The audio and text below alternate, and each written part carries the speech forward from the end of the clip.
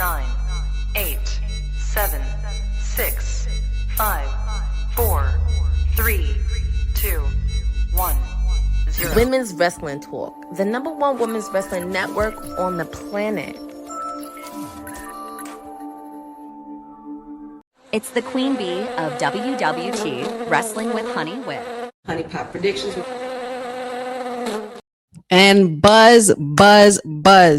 I hope you're ready to rumble because I am. Welcome to our Honey Night SmackDown watch along as part of Women's Wrestling Talk, the #1 women's wrestling network on the planet. I am your girl, your hostess with the mostest, the sweetest oos, Queen Bee of WWT and all things Honey Pop Predictions, Wrestling with Honey in the house. And I am here to hostess you for the next 3 hours for this watch along as we are headed to Royal Rumble tomorrow night. I really am excited to be here. There's just too much going on. There's so much talk in the wrestling world, whether it's the IWC, whether it's, here. There's just been so many things moving right along. And you know what? It feels like Mania season. That's what it's feeling a lot like. So I hope you guys are ready to get into the festivities this evening. We have a commercial-free first hour. We are live from Indianapolis. We have Kevin Owens in the ring, apparently taking back the Winged Eagle belt for whatever reason, and completely verbally dismantling Joe Tessitore for no reason. But here comes somebody who's more of a big fish and somebody that Kevin Owens could pick that's his own size, and that's CM Punk. And right now we have CM Punk and Kevin Owens face to face in the ring. And there's just it's hot out here, man. It's hot out here. It's hot in these streets. The wrestling streets are talking. Who is winning this Rumble? We had a discussion about it on WWT early, just a little while ago. If you guys were joining us, if not, feel free to hang out here with me for the next 3 hours and I will keep you up to date on everything. We have also Jimmy Uso versus Carmelo Hayes 1-on-1. We have Naomi versus Liv Morgan, which I think is going to be the match that steals the night tonight. We have an 8-man tag match, and then we also have so much more to come, but I forget what else was the other thing. Oh yes, we have the United States Women's Championship on the line between Chelsea Green and Michin. Things are cooking. And this is my favorite time of the year. This is my favorite time of the season. I love the Royal Rumble. I would say it's very, very close, and I think a lot of people could say this, but this is a very, very close second to being like my favorite pay-per-view personally, or PLE nowadays. For those of you who don't know, there's 30 men, 30 women. Every 90 seconds, one comes out.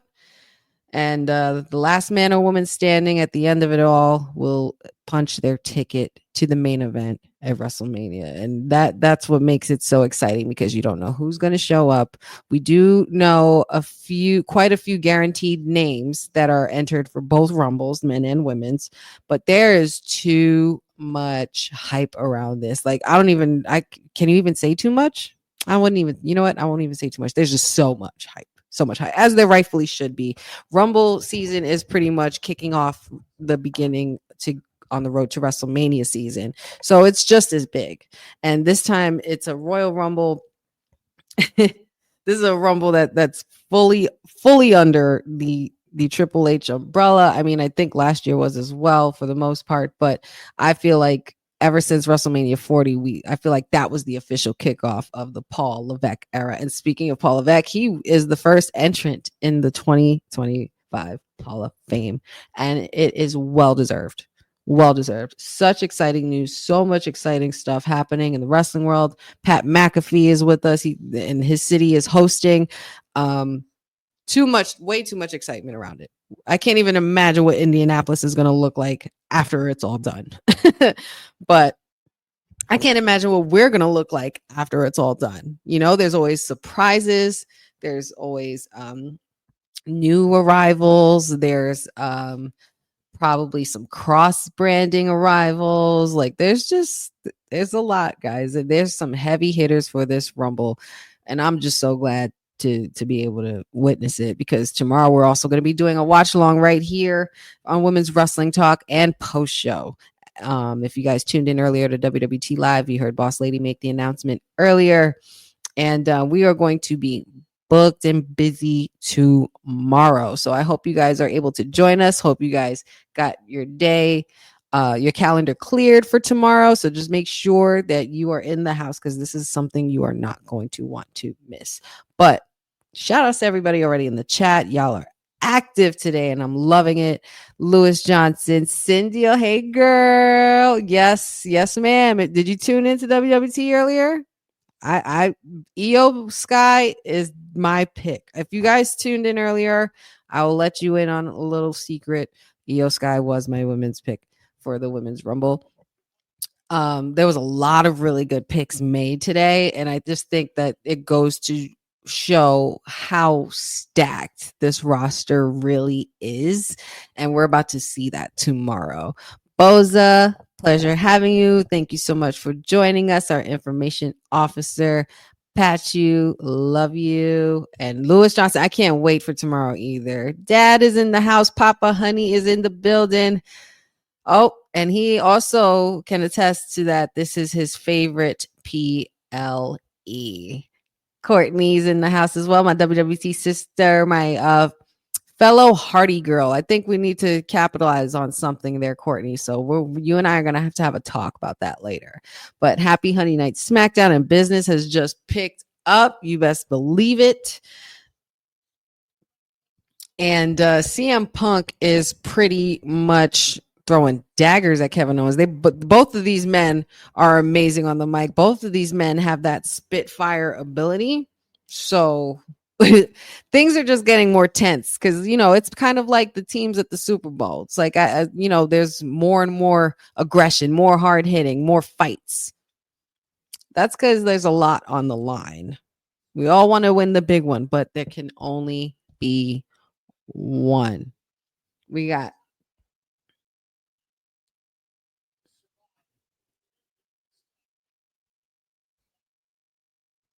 Cody. Well, Kevin Owens is also scheduled for a ladder match tomorrow night against Cody Rhodes. Hence why he's there. I don't know. I'm not sure why he's holding the Winged Eagle belt. I'm still not sure what direction they're going with this, or what they're trying to tell us with this. There's so much at stake. And I'm still confused as to what this means if whoever wins and they pull down both titles. What does that exactly mean? Is the Winged Eagle belt back into the fold now, or still so many questions? But you know what? I know tomorrow night is going to give me the answers, so I'm not going to speculate too much about it. But as far as my pick for the ladder match tomorrow night, I did pick Cody to retain, though there were a lot of different points made that could make a case for Kevin Owens possibly coming out as the win. Cindy says that she would love for Kevin to win. I think that would be a very, very interesting dynamic in Cody's story. Kevin Owens is somebody that I don't think I would see, or did initially see at first, to beat Cody for the title. That's a big deal, because this is something that Cody had been vying for since he had arrived. And I don't think he's just come this far just to lose it and come this far. You know what I'm saying? So it's going to be quite competitive between those two former friends. And the only reason why I picked Cody to retain is because there's still one factor. And Kevin Owens might have forgotten about it, but we didn't. And I didn't. But I think Randy Orton is going to be the reason that Kevin loses tomorrow. Indianapolis isn't that far from St. Louis. So just saying. Now we have the Miz. Now this is where I get interested, because now this means Wyatt Six talk. Oh, he's talking about he would want to teach someone a lesson, and he's talking to Andrade. He's talking about Andrade.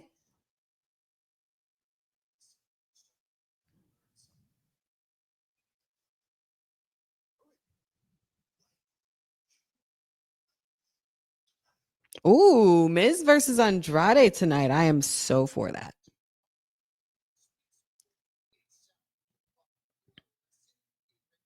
A lesson in greatness. Miz is coming to give Andrade a lesson in greatness.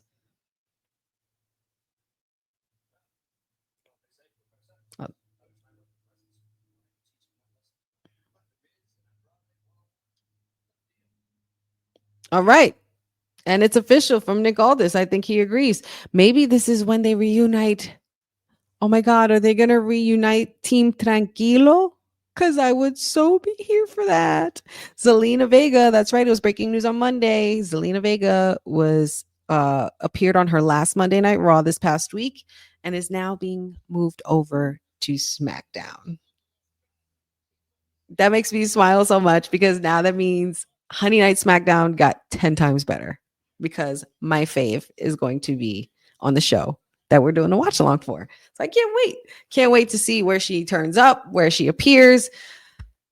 But I'm going to be patient. That's the homie. I'm here for it. I'm rep. But when she makes that screen, it's a wrap for y'all. I'm just letting y'all know. Hey, there he is, Big Jim. With United States champion Shinsuke lurking in the back too.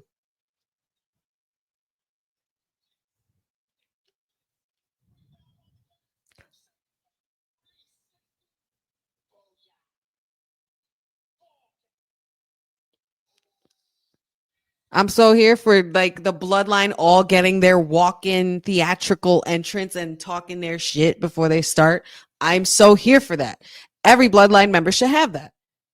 Not just the Timu ones, the OG ones as well. And I'm here for Big Jim. They need to capitalize on Big Jim big time because I'm here for Big Jim.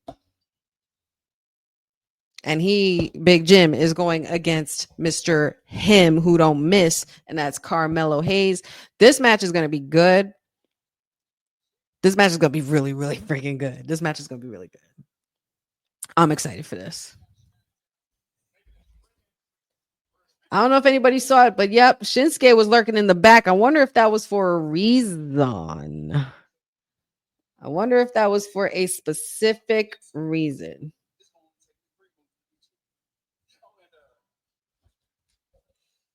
And by the way, I am loving the no yeet as like a like basically his version of yeet, but he's like the way he does it is so fun. You gotta love the Usos.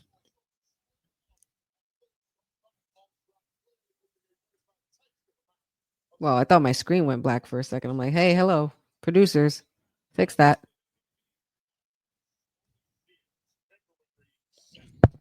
Let's see what everybody's saying up in here in the chat. Let me know what you guys are excited for tomorrow. Let me know who you guys are picking. Men and women's matches, a Royal Rumble match, the tag team match that's happening tomorrow. Never in the history of the Royal Rumble has the tag team titles been defended. So this is a huge, huge deal for DIY and Motor City Machine Guns. But let me know who you guys got for this weekend. It's a tough weekend. This is always like this is one. There's been quite a few years where I've experienced the Royal Rumble, but like where there was a few times where I really couldn't tell or couldn't pick out who I would want to win because it was just so stacked and it was such a difficult decision.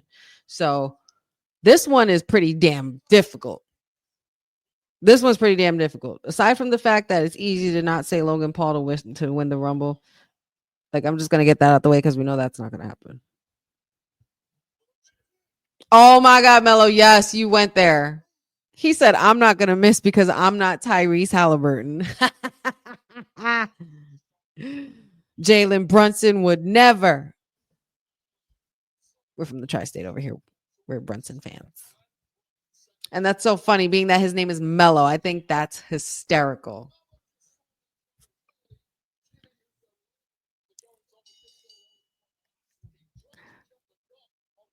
Cindy says it really sucks for JD. 2 years is basically your career gone in the business. You know what? We need to give JD his flowers. That's what we're gonna do. We're giving JD McDonough his flowers because that on Monday night, like I screamed out loud. The way I reacted to it very loudly, and I damn near thought the guy was dead. I was like, there's no way he's getting up from that. And when he got up and continued the match and still doing moonsaults, and I'm just like, who are you? Who are you? And where have you been? And completely stole the show, got a standing ovation. He unfortunately collapsed at the end of the match, going backstage. Like as soon as he went backstage, he was donezo. Absolutely donezo.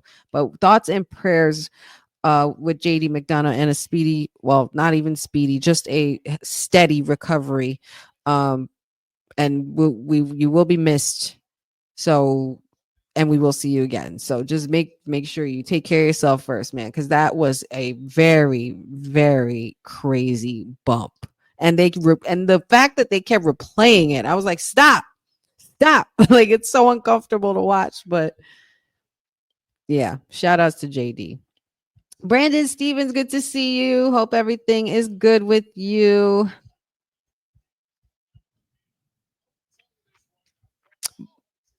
Courtney says, I think Randy Orton will also be in the Royal Rumble match.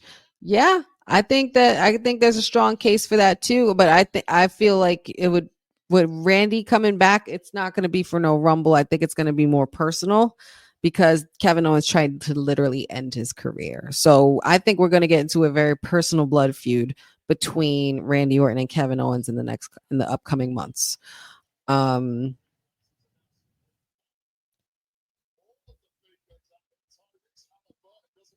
Yeah.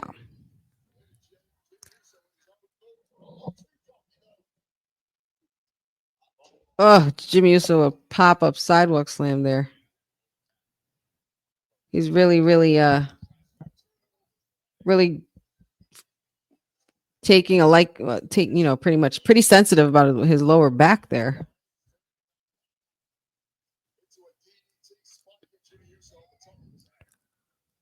Cindio says, can I be honest? They kind of dropped the ball on Wyatt 6. That's brutally honest. I'm here with it. I'm here for it. Let me know your reasons. Why do you feel that way? I feel like if they did give it to us every week, we would be tired of it by now and saying that it's corny. Like anything that has to do with Uncle Howdy, I don't think anybody complains or criticizes or does anything like that anymore because they know it has to do with Bray and they respect the process and because honestly, that's probably how Bray would have wanted it. Slow and steady wins the race for some. And I think in this case, the Wyatt 6, it's okay for them. I think that's okay. But I would love to know your reasoning, Cindy. Let's get into some discussions. I'm here for it. Boza said, so far, Honey benefited from the transfer portal with her watch party twice. Zelina Vega and Wyatt 6 coming to Friday nights. I couldn't be a happier gal. I tell you that.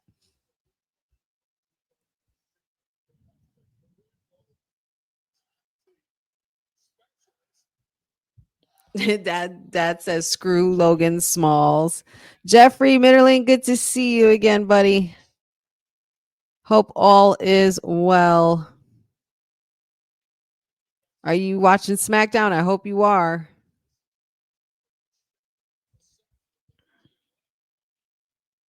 Another business jet just crashed in Philly. Oh my God. Prayers up, man. Pray for the world. The world is going through a lot. Pray for the world. Pray for everyone. Pray for yourselves. Pray for each other. Pray for this Rumble. Pray we get through this Rumble weekend.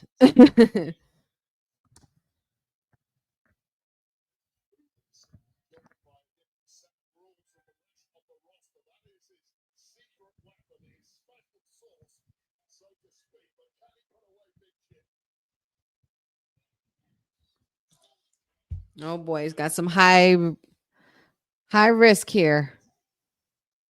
We got Oos going up with Carmelo Hayes. It looked like it was supposed to be for a super suplex, but that's not happening. Oh, well done.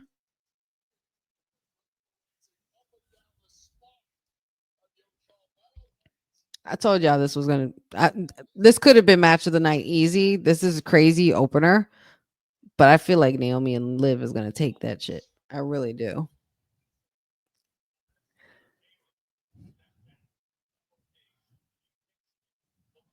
Boza says Uncle Dave is saying he was told, or we calling Dave Meltzer Uncle? Is that you talking about Dave Meltzer?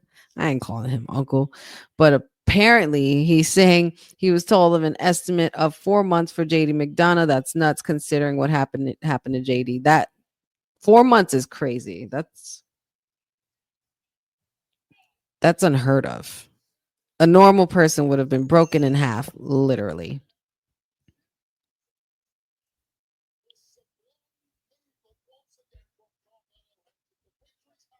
That was so well executed from Carmelo Hayes.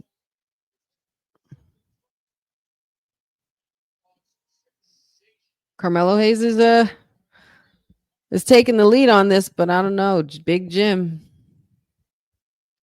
man. This is a veteran tag team champion he's working with right here in the ring now, and you got to watch those feet. 1, 2, and very close, very, very close. But Carmelo kicked out. That was too close for comfort.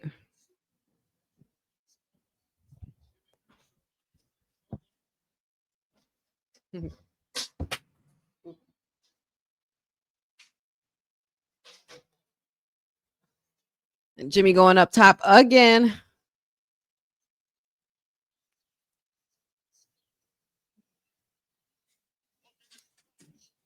Oh, knees up. Roll up pin. 1, 2. Kick out. Kick out by Jimmy.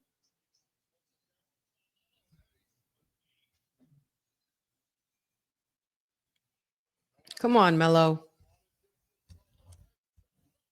Oh, wow. What a splash. Did he just Uso splash? Oh, got too cocky there. You got too cocky, sir. Thought he was going to win that. Like I said, this is a veteran you're working with. This is Jimmy Uso. He is one half of one of the most decorated tag teams in WWE history.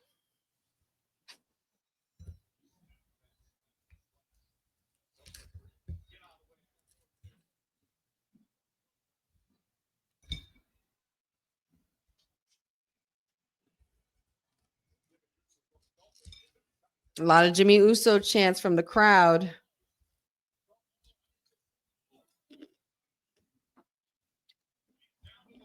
Before Mello could even get up top, Jimmy Uso is already on 2 steps ahead. Another roll-up pin. 1, 2. Your hand was on the rope. The ref saw it. Oh, that was 3. That was 3 on Carmelo Hayes. Jimmy Uso has outsmarted the former NXT champion, the first draft pick to SmackDown. Well, that is a huge upset for Carmelo Hayes.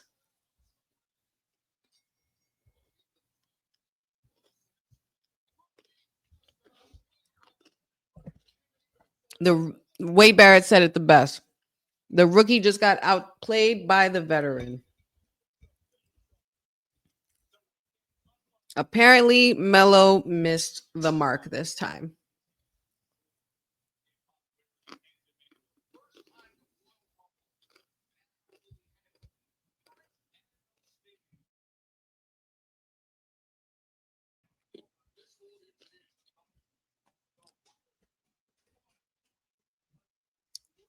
Cindy gives her reason for her Wyatt 6 comment. Says, with the Wyatt 6, I feel like just some of the members haven't had a lot to do.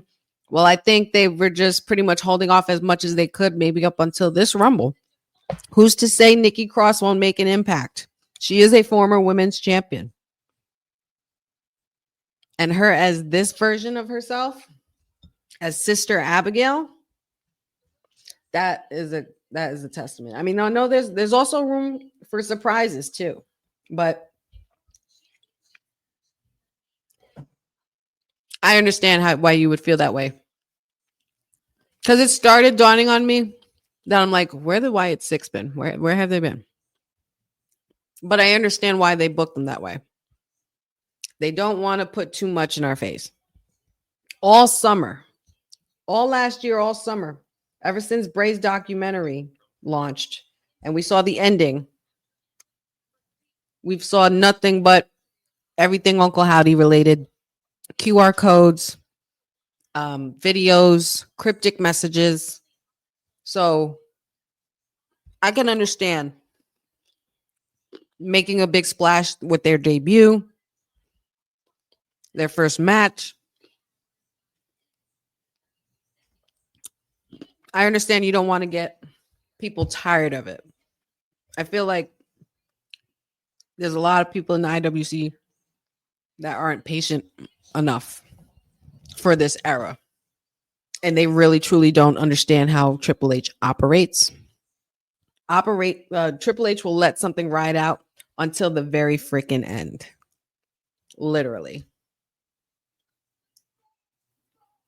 Oh my God, finish the story. I was there. I didn't want the story to be finished, but I was there.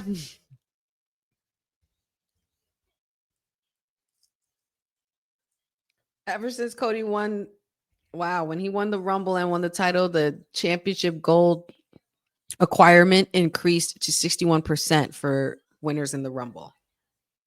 That's a crazy stat.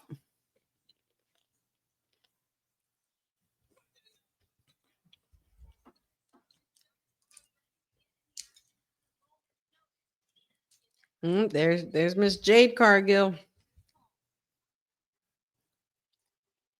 Oh God, Johnny Knoxville. I didn't like that Rumble.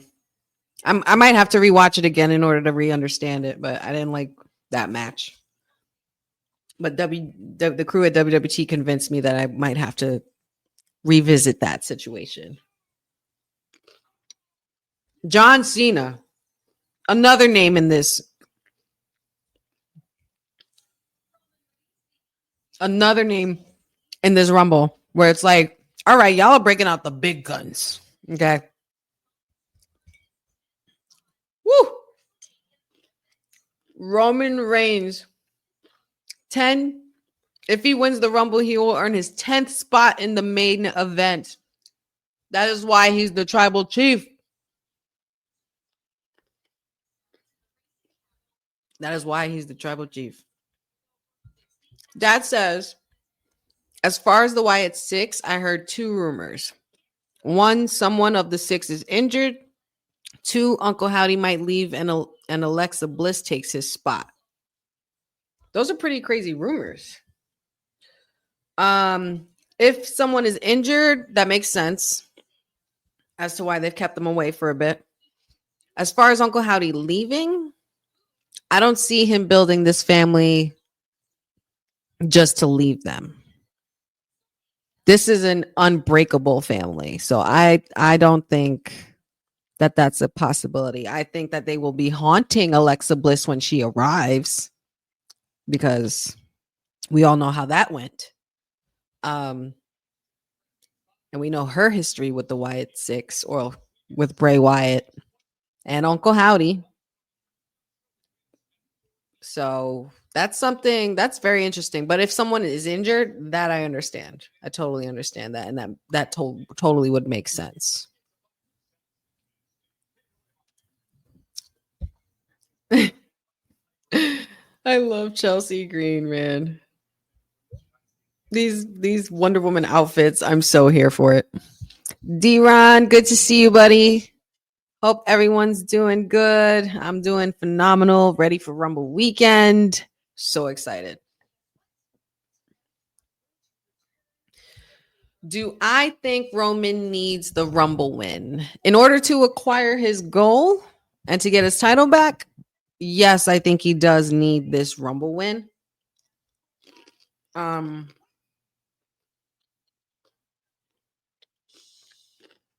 But he's not my pick to win, which is crazy to say out loud. That's my tribal chief.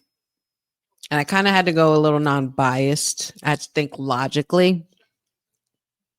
And for the men's, I kind of went with like my dark horse pick from last year. And last year I had a dark horse pick, and that was Karrion Kross. Kross has such a strong presence And he has yet to reach his full potential on this roster. So I think he would be deserving of it. It would be fresh blood feud because you have him versus someone like Gunther, or you have Karrion Kross versus Cody Rhodes. I think that would be really fun. And Kross is an amazing heel. Maybe not so much Gunther, but just him going one-on-one with Gunther would just be a crazy match in itself. If you're not into the heel face thing, but you want to give Cody a good heel and a great obstacle, Karrion Kross is one of those. Like, screw everybody else in their story and everybody else who had the chance. Give Kross a chance. So I went with that. Here we go. Women's United States Championship rematch right here. Pretty much tournament rematch. And we got Michin accompanied by Last Legend, B-Fab, which was the duo that I did not know I needed. If you were with us last week, these two had a hell of a tag team match against Chelsea Green and Piper Niven and absolutely killed it.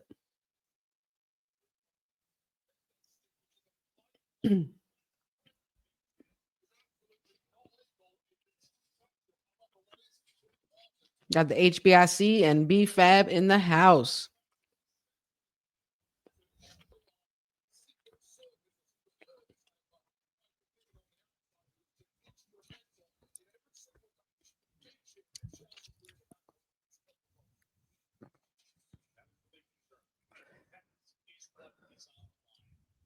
Mackenzie says, hey, and I'm so excited for the Rumble. Me too. I'm super hyped.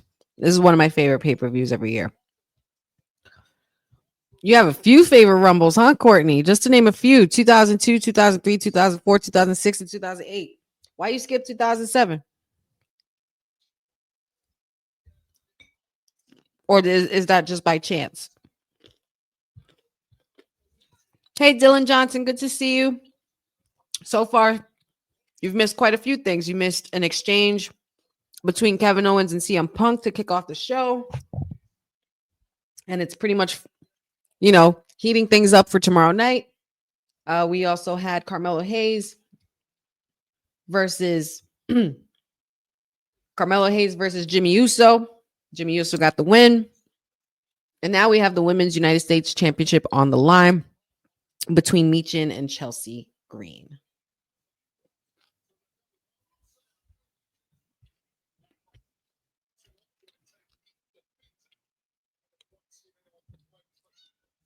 My favorite Rumble is Women's of 2024. Now, any old heads in here? Not old heads, but any, veteran watchers here. I literally watched, I think I've pretty much watched almost every single Rumble, and not all the whole pay-per-view. I watched, or the PLE, I watched the match. I've watched pretty much almost every year of Rumble in the past week. And I tell you, this year feels a lot like back in the day because you had all your big players.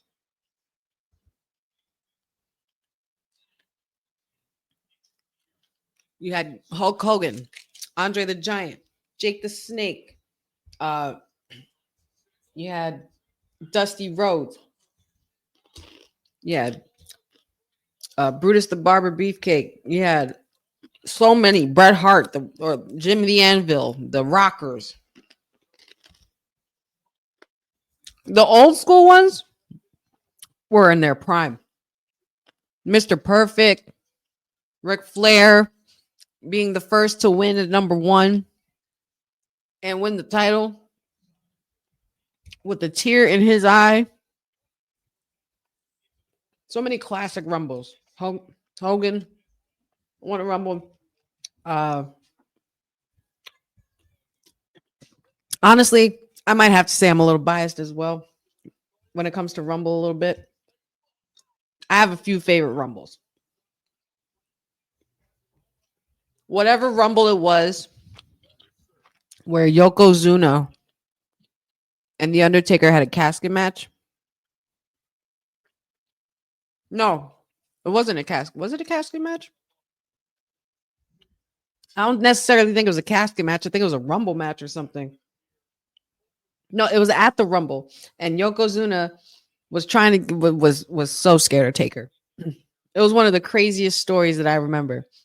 But the whole roster at the time, all of them came out and helped Yokozuna. All the heels, Diesel, and a few others that I can't think from my off the top right now, but helped Yokozuna put this man in a casket, and we thought Undertaker was done, right? Lightning flashes, you hear crashing, lightning crashing, and smoke billowing. All of a sudden, it's a clip of Undertaker as if he's already in the coffin, telling Yokozuna he will never rest in peace. And then he disappeared. Like, it was a thing. Does anybody remember this, or am I talking to myself? Anybody remember this? Because I remember that vividly. Whatever year that was my favorite because of that moment. And also 2017's Royal Rumble in San Antonio, Texas, hosted by Shawn Michaels. And the only reason why I really picked that one is because I was there. Michin and Chelsea Green. She just tossing Chelsea around like a rag doll. Michin is playing no games. These little twerks.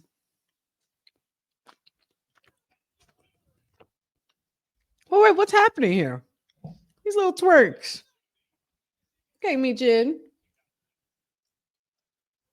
Kick out by Chelsea. Michin has to keep, digging into her arsenal, man. And we know she's got arsenal for days. But how much do you have against Chelsea Green? Oh, my God. Oh. Chelsea able to reverse that pin. Oh, snap. She could go for her finisher. And she just did. What did I just say? Oh, she caught it. 2. Ah.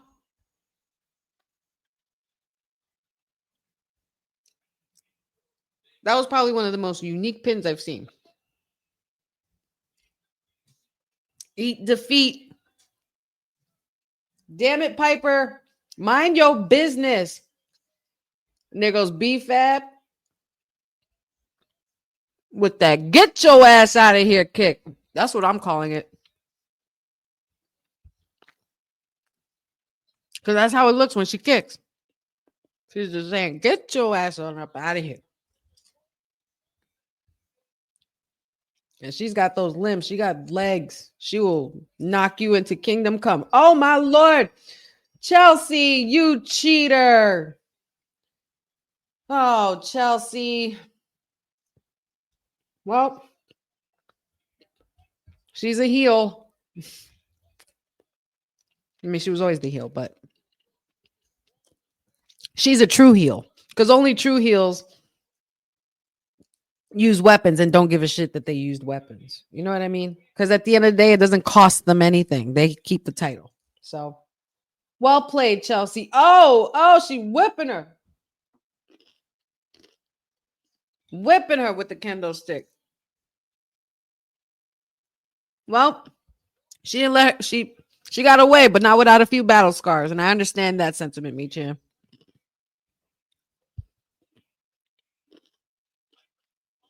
Michin was right there, man.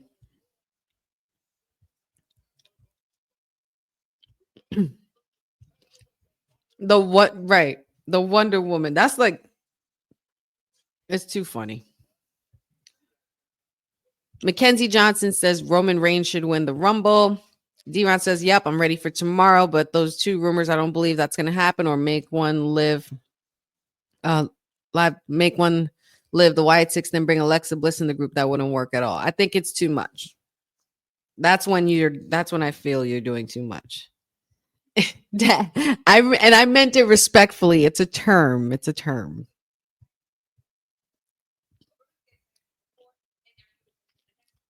Yep. Okay. Dad can confirm. Taker versus Yoko in a casket match, Royal Rumble. I will not rest in peace. It was so good. So good. 1994. Thanks, Dad. My fact checker. Oh, we got the EST and Naomi. Hey, I have a question, guys. Does anybody remember who eliminated Naomi in the Rumble last year?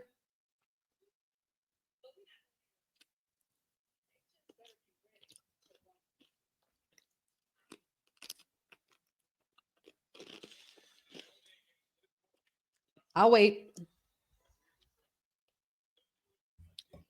Unless y'all just want me to say it. Damian Priest is here tonight as well. That's right. He's another one who's been portaled through to SmackDown.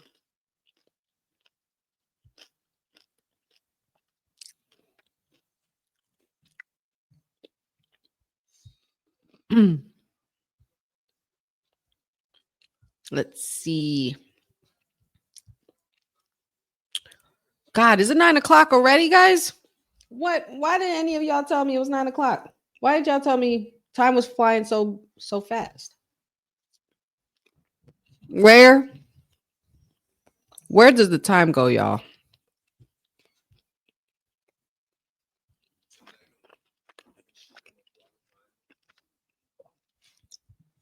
Boza says, as much as I love their feud, this has to be the last match. I want other women like Zelina to challenge. For Chelsea Green's title, I think I could get on board with that.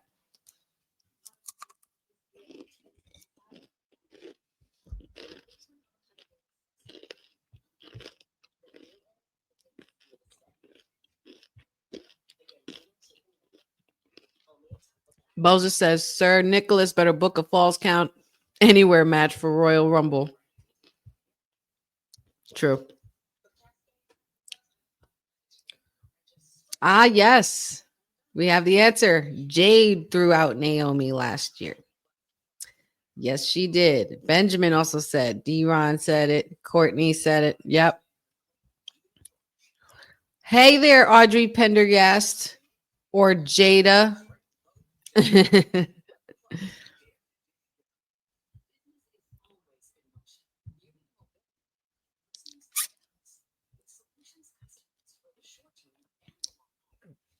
So far, so good.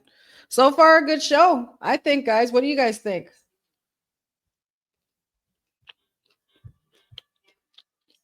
Dad says I think Jade is going to make a return and big impact in tomorrow's Rumble.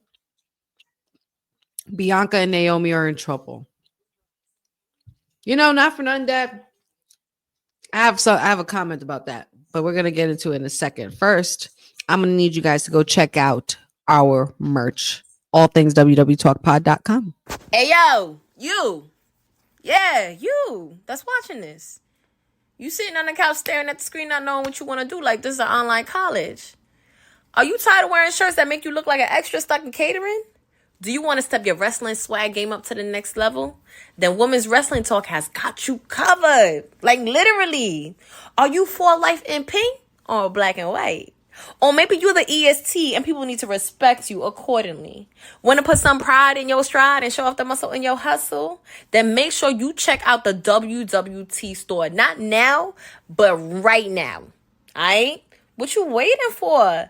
Head to www.talkpodstore.com and don't make me fight you. Shit. This episode of Women's Wrestling Talk has been brought to you by All Caribbean Wrestling. Catch the wave. Go to allcaribbeanwrestling.com to check out all the latest pay-per-views or go on the YouTube page at All Caribbean Wrestling. Also, go and check out their socials on Instagram at All Caribbean Wrestling and on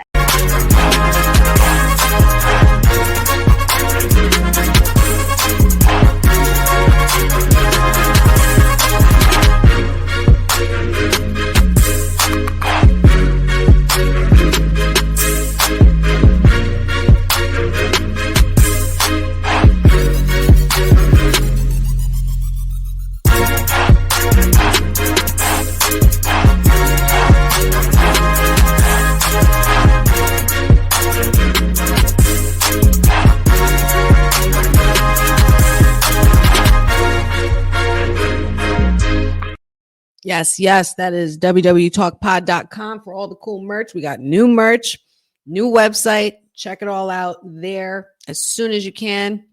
And, acquire some good drip. As well as shout outs to our amazing sponsors, All Caribbean Wrestling. Oh, sorry, baby. I didn't feel my dog under my table there. Sorry. But shout outs to All Caribbean Wrestling, our amazing sponsors. They got a lot of things going on there as well. Check out all of their social spaces at allcaribbeanwrestling.com. And there she is. Charlotte Flair. I don't know what it is. Something looks different. Either that or it's just because I haven't seen her in a long time. But something looks different. And I love the one quote I love that she said was, I've heard the talks and the rumors, and they're all true. She's not going to let this last year define her. Never scared, always prepared. History making, groundbreaking, never scared, always prepared, self-made, always paid. Okay, coming out with that Ric Flair cadence of a moniker. Hi, Stephanie McMahon. Hey there, mama.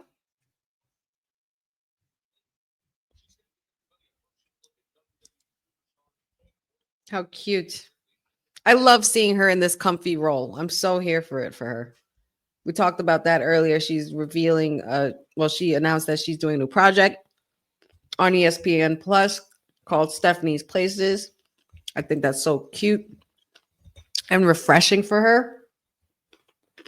Something that doesn't require so much CEO and charge and so much authority, Something that she actually enjoys. So I'm happy for her. And we have El Campeón. All rise.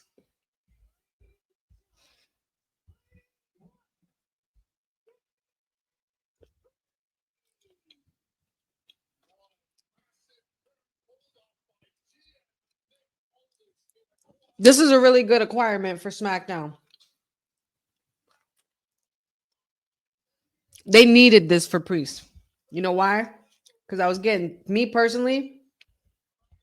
sick of seeing him and Finn Balor. I was getting sick of seeing him versus the Judgment Day. And I was about to start getting sick of him and Gunther. But now I'm okay. I'm okay.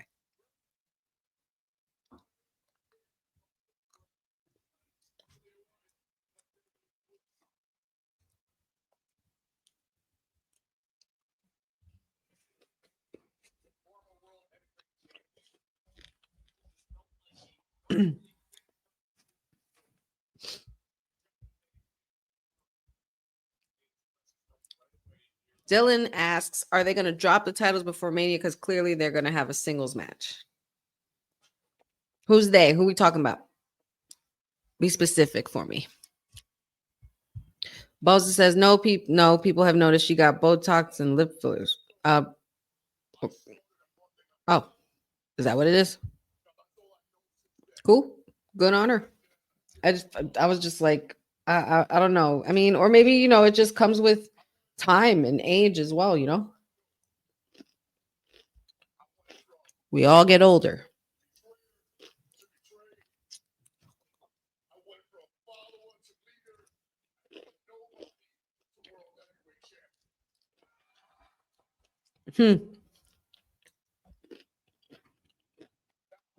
From betrayer to the betrayed. That's deep. Yes, you are on SmackDown, Poppy. So what we doing tonight? What's the dilly?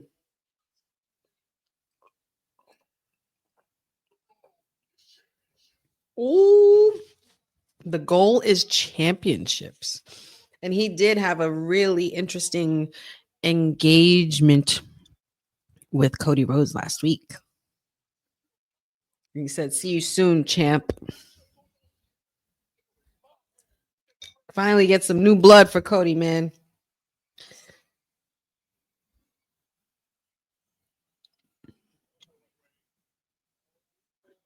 Oh, shoot. Oh, my God. Jacob Fatu is on his way to the ring with Damian Priest there. Who's got the mic?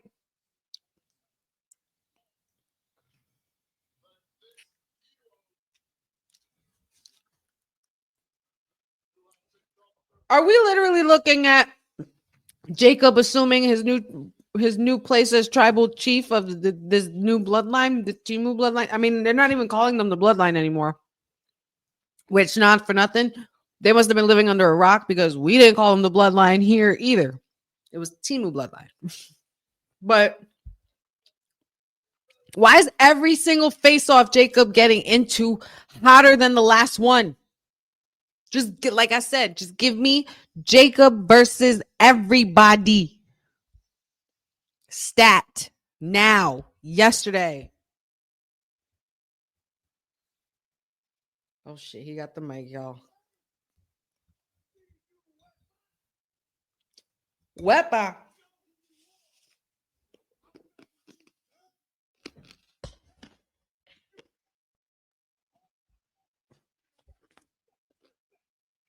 Ooh.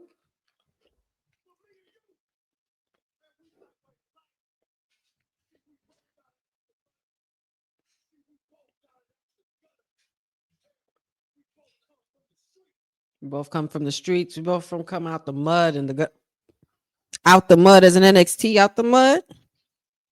That would be nasty faction. Ooh.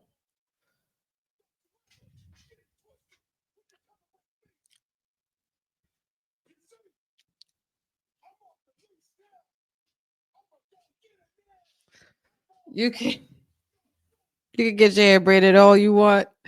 Don't ever get it twisted when you come around me. Jacob.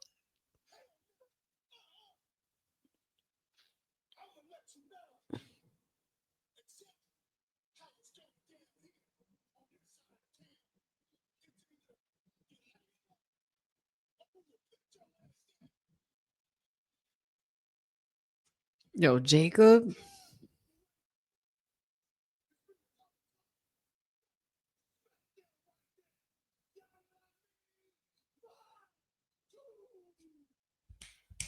Yo, Jacob got championship energy. Oh, that's it?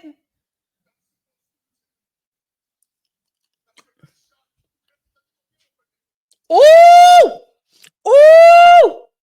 Pendejo. Mm-mm.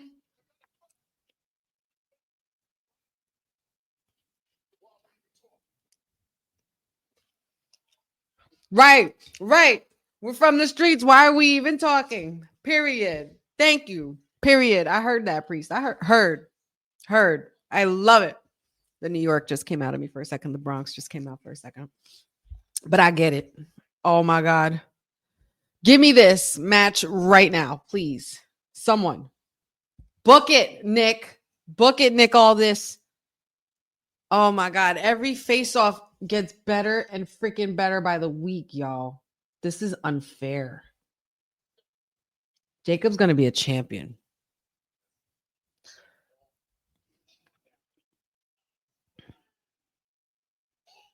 The only thing that Jacob will still need to recover from is LA Knight. Because LA Knight almost had him. The defense for the Usos or for the Simones that I've noticed, like their thing is to pucker their lips up or look meaner and frown more.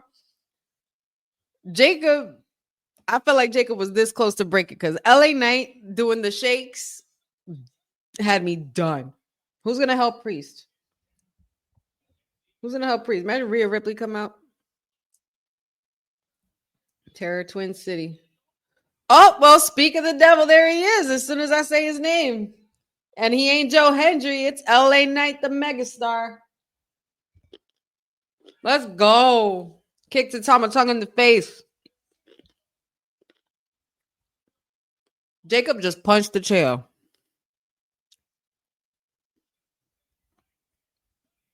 Took a super kick from Priest. There you go. Now you got him with the chair. Numbers game. Now this is an interesting picture in this ring. Wow.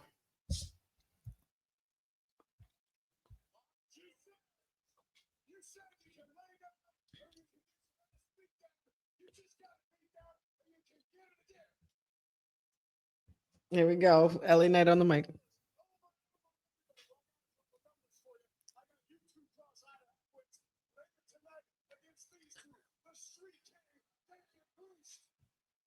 The Street King.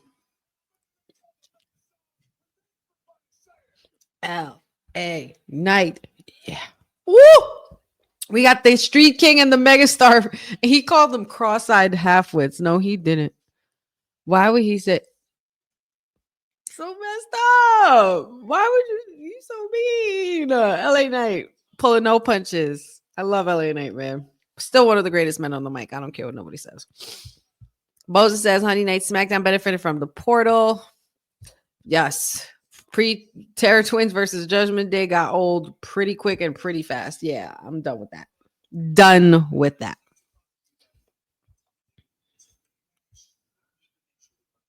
Dylan says, dude, I was tired of Judgment Day after the first year.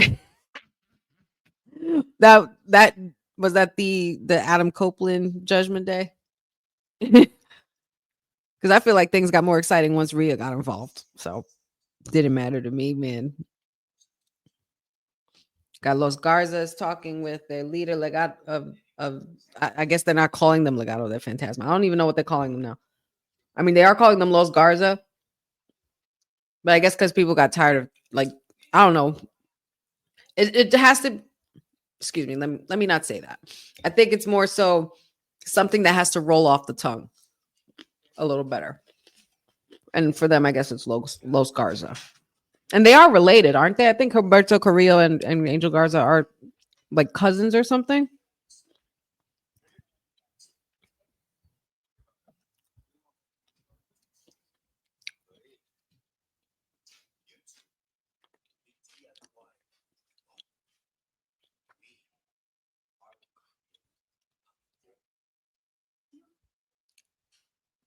Los Garza are going to be going after Magic City. I almost said it.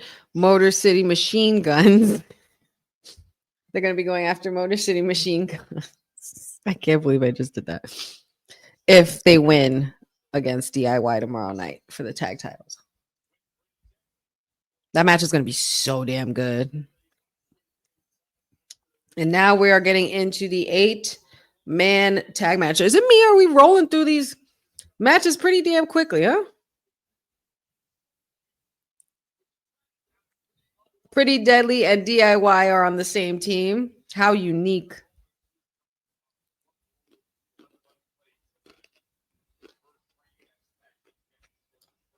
I love Ciampa. It's like once Ciampa gets a hold of gold, you can't tell him shit. And I love that. I've always loved that attitude about him. If he was a NXT champion again, this will be a different kind of Ciampa, though. I'm not gonna lie.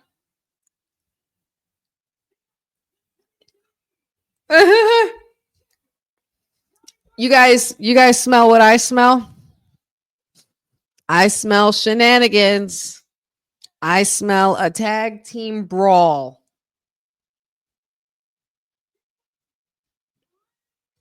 This is such an odd mix to look at.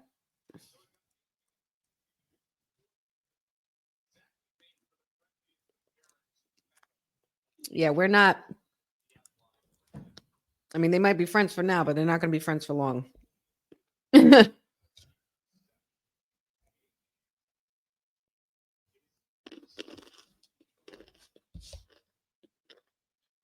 Yeah. All these tag teams have beef. Yeah. Everybody's going to get it tonight. I just smell fight. Let them fight. Courtney says,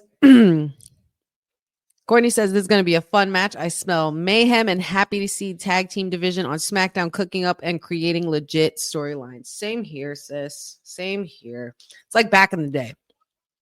Tag teams are relevant again.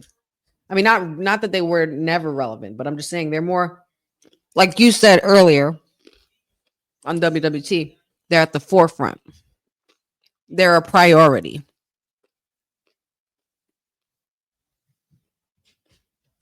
These aren't just people that are thrown together and you call them a tag team. Or people that were just put together because Vince wanted it that way. It's about what makes sense here. Pretty DIY. Pretty DIY. That's funny. Dad says, I want a shirt like Pretty Delia Ray. No. Absolutely not. I don't think it would flatter your figure, Dad. Boza says, I have a feeling Nick Aldis will give us that match with LA Knight and Damian Priest versus the Temu Bloodline.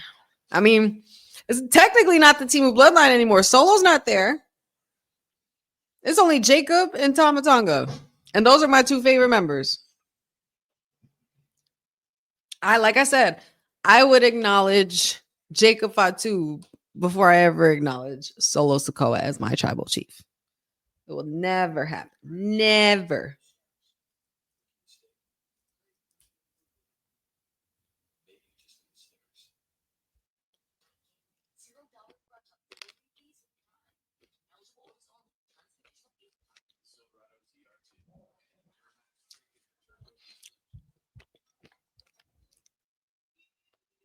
First time since Mania, a set of tag team championships will be on the line at a pay-per-view.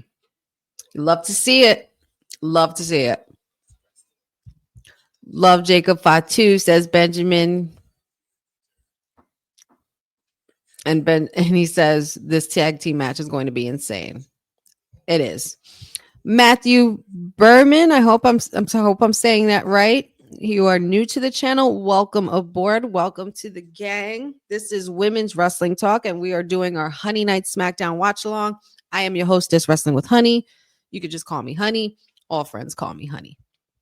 But welcome to Women's Wrestling Talk, and welcome to the channel. Hope you find that we are a very, very spirited bunch here. Jeff says lots of tag teams want those tag team titles. You can't disagree or deny that. I mean, this is what we've been working we've been working towards for quite some time, and just happy to finally see it being done for them. Wait, is that Stephen Amell? That's Stephen Amell. Stephen Amell's in the new Suits. Is that Suits LA? Suits LA? He's at what? I'm not bugging, right? Can y'all please confirm that was Stephen Amell in that commercial?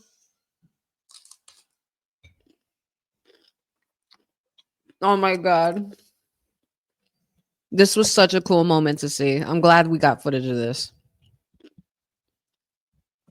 I'm so glad we got footage of this.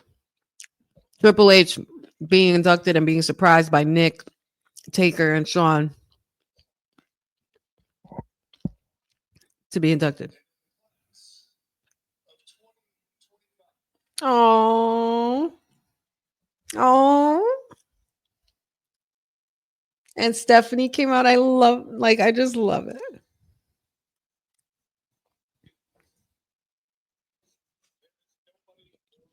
You're damn right, Joe. You're damn right, Joe Tessitore. There's no one more deserving of Hall of Fame this year than Triple H. The cerebral assassin. I'm glad that he's like going in on his own. Like, you know what I mean? He definitely deserves that.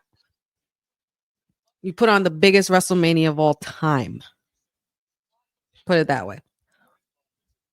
Benjamin says, who else do you want to see in the Women's Royal Rumble match? That would be a surprise. Earlier on WWT, we actually discussed this very topic, and I said AJ Lee would be a big surprise. I think names like Alexa Bliss would be a surprise. Maybe some NXT call-ups. Maybe not Jordan Grace. Maybe a Roxanne Perez. Maybe a Jada Parker. Jordan Grace, I think, definitely will be a part of this Rumble again. She had made such a big splash last year when she arrived with the TNA Knockouts Women's Championship around her waist, which was a wild image for 2024. Super wild.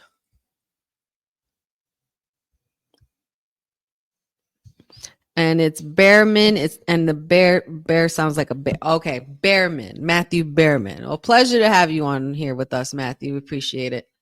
That's a great name. Okay. Shout outs to Pachu, who's one of my biggest and best supporters in life and in this streaming journey of mine.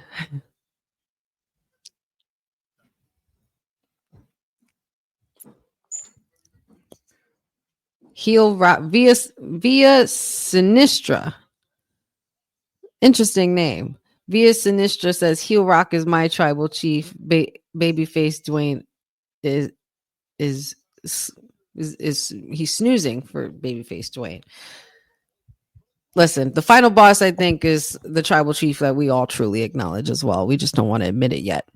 Boza says, yes, that is Stephen Amell and starting in Suits LA as Ted Black. That's such a weird contrast because I'm so used to seeing him with a rugged look, especially with being on heels. And I love, if you guys watch the show Heels, if you haven't, you should go check it out. It's on Netflix. It's amazing. It's pretty good stuff. It dives right into the world of indie wrestling and, starting out those small promotions. And it's a really, really good story. So if you guys get a chance, make sure you check that out. Thanks.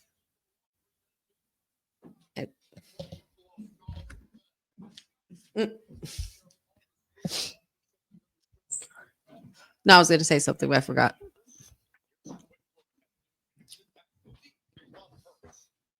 Oh, thank you.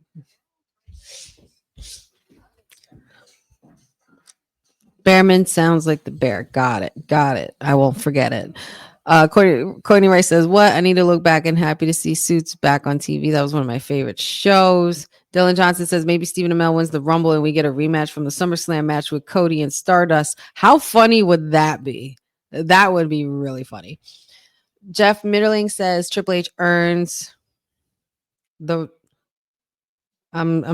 right, I guess, the right to be in the Hall, earns the right to be in the Hall of Fame. I'm assuming that's what it says, but I agree with that statement if that's what you are saying.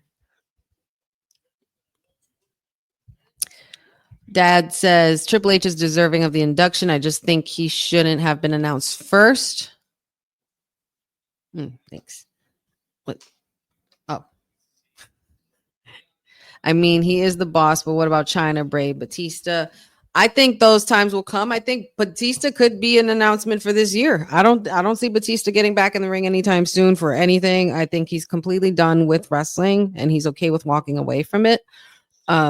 I wouldn't be opposed to having Batista and him being inducted in the same year. China does definitely deserve to be inducted alone as well. She is already a Hall of Fame winner through DX, but totally agree with that. Bray Wyatt, I think it's more so, and Professor touched upon this a couple of days ago when we discussed some of the announcements for Triple H being in the Hall of Fame. I think that it's more so about what the family would want. Like they just inducted, Rotunda. They just inducted IRS and Barry Windham.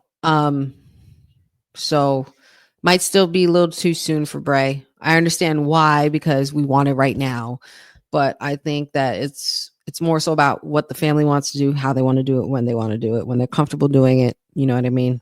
So that's a little heavy one. But Batista and China, I totally understand. I think Demolition should also be an inductee this year.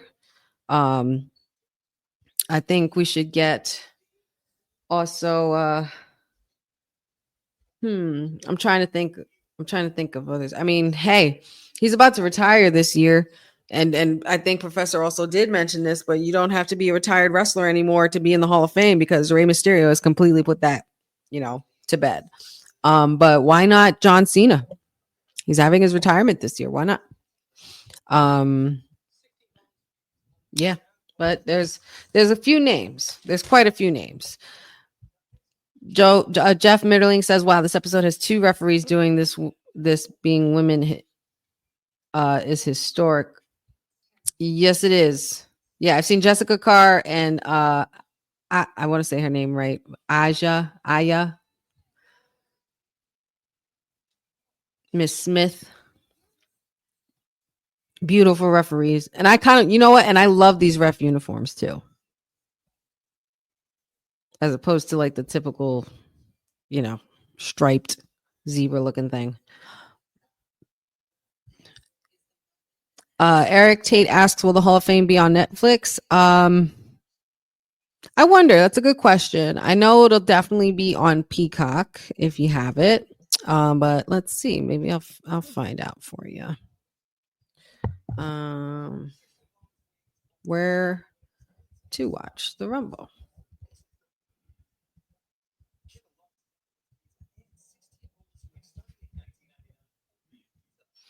Yes, it streams live on Peacock and on Netflix. So yes, to answer your question, it is both. So it will be on Netflix. Dylan Johnson says, not gonna lie, I thought Batista was in already. No, he's not. Eric Take says Lex Luger. That's another great one. Dylan Johnson says Cena's a headliner, so I can see him being in it next year. Dad says, what would be funny? KO wear Stardust face paint at tomorrow's match. Oh my God. Do you think Kevin Owens would do that? Or if he'll wear polka dots like Dusty? I mean, well, technically we kind of saw Seth troll Cody Rhodes that way when he wore the polka dots. So maybe Kevin Owens will pull off something with Stardust. Maybe a t-shirt or something, because we know he's been rocking the t-shirts every week. Oh my God, that would be freaking hilarious. You guys let me know what you think of that comment. Aaron Teagle, good to see you. Says Mama's on Jay Uso. The Royal. What? I'm not sure exactly what that says. Your money's on Jey Uso to win the Royal Rumble. I think that might be what you be saying. What you might be saying, but I don't know. I'm trying to get a better understanding, guys. And happy Friday. I am so ready for the Rumble. Jeff says, what about Mickey James for the Hall of Fame? That's a good one too. That's a very good one. This 8-man tag is going to turn into a hot mess. Y'all know that, right? I hope y'all know that.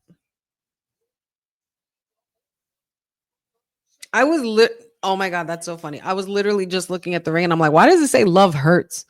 But it's sponsored from a movie. I'm like, what does that have to do with wrestling? Whoa. Garza. The pants are about to come off.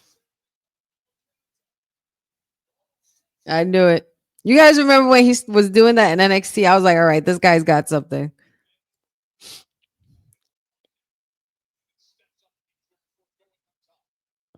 Ooh, Dylan Johnson says Michelle McCool for Hall of Fame. All really, really good suggestions.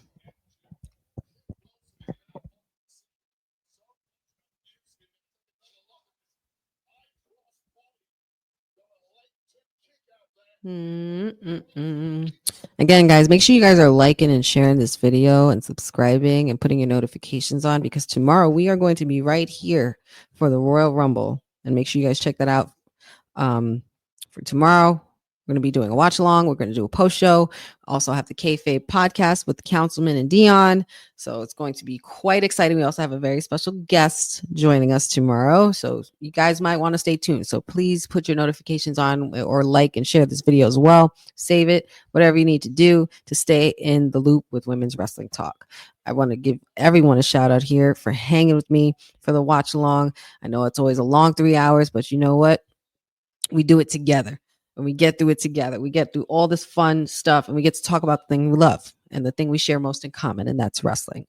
I really feel like SmackDown is going. I was just gonna say, I feel like SmackDown is going by tonight because before we knew it, it was the 9 o'clock hour and we're already going into 10 o'clock. This is pretty crazy. And we already got through all of these matches. So what's going to be at the end of all this?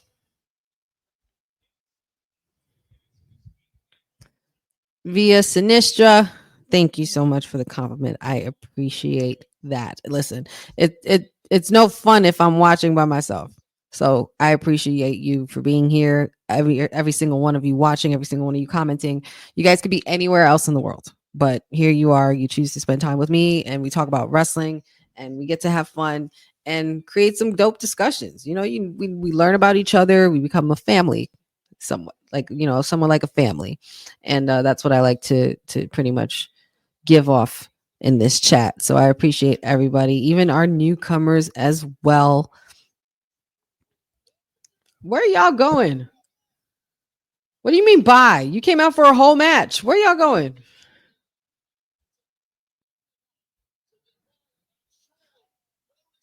DIY and Pretty Deadly are actually in good standing with their relationship in this match right now. But meanwhile, Los Garza's just leaving. They're just walking out on Motor City Machine Guns, just leaving them to dust. How rude.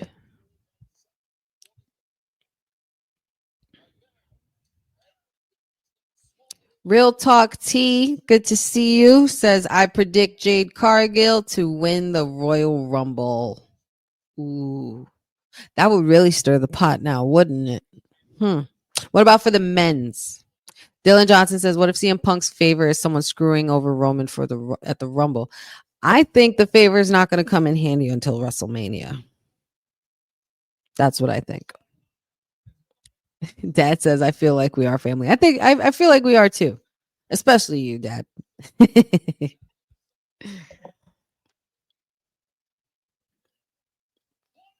right, Saban in there for a pin on Ciampa. Nope, that's a close count right there. Alex Shelley always wanting a hot tag, man. Somebody get this man in this match. Oh, the veteran Johnny Gargano.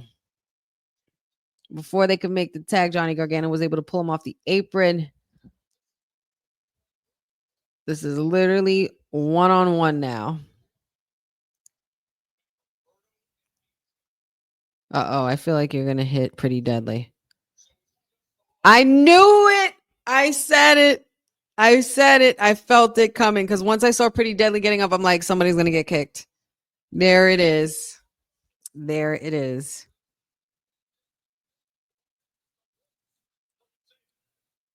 Oh, the Motor City Machine Guns just pinned the tag team champions. A tag team of two just pretty much beat the odds. Considering all the shenanigans that happened, but hey, this I told you guys this would happen. This was going to be pure utter chaos, which is what we love around Rumble season. This is what lets us know that it's going to be WrestleMania. That it's WrestleMania season. Shit gets crazier.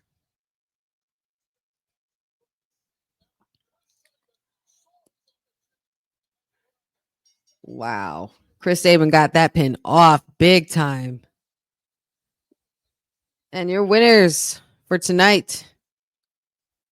And they will see them again tomorrow. DIY and Motor City Machine Guns for the Tag Team Championship. 2 out of 3 falls. I kind of missed this match too. I haven't missed, we haven't had like a legit intentional match with 2 out of 3 falls in quite some time.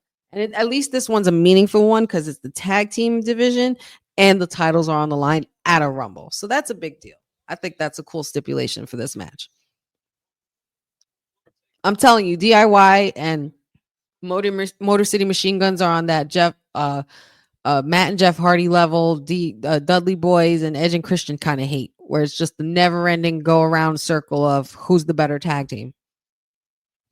Yes, still to come, we have The Miz versus Andrade, and then it's official from Nick Aldis that Damian Priest and LA Knight will be teaming up to go against Jacob Fatu and Tama Tonga.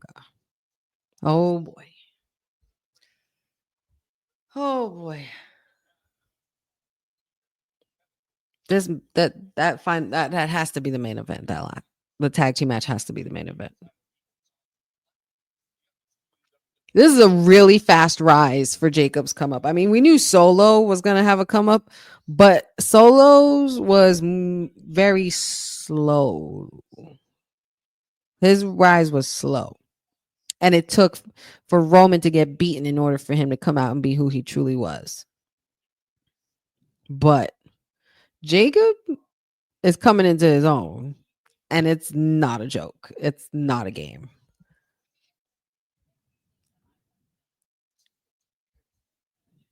Real Talk T says, I think CM Punk winning the Men's Royal Rumble would be equally spicy. Definitely. I agree. I think that favor would have to come in handy.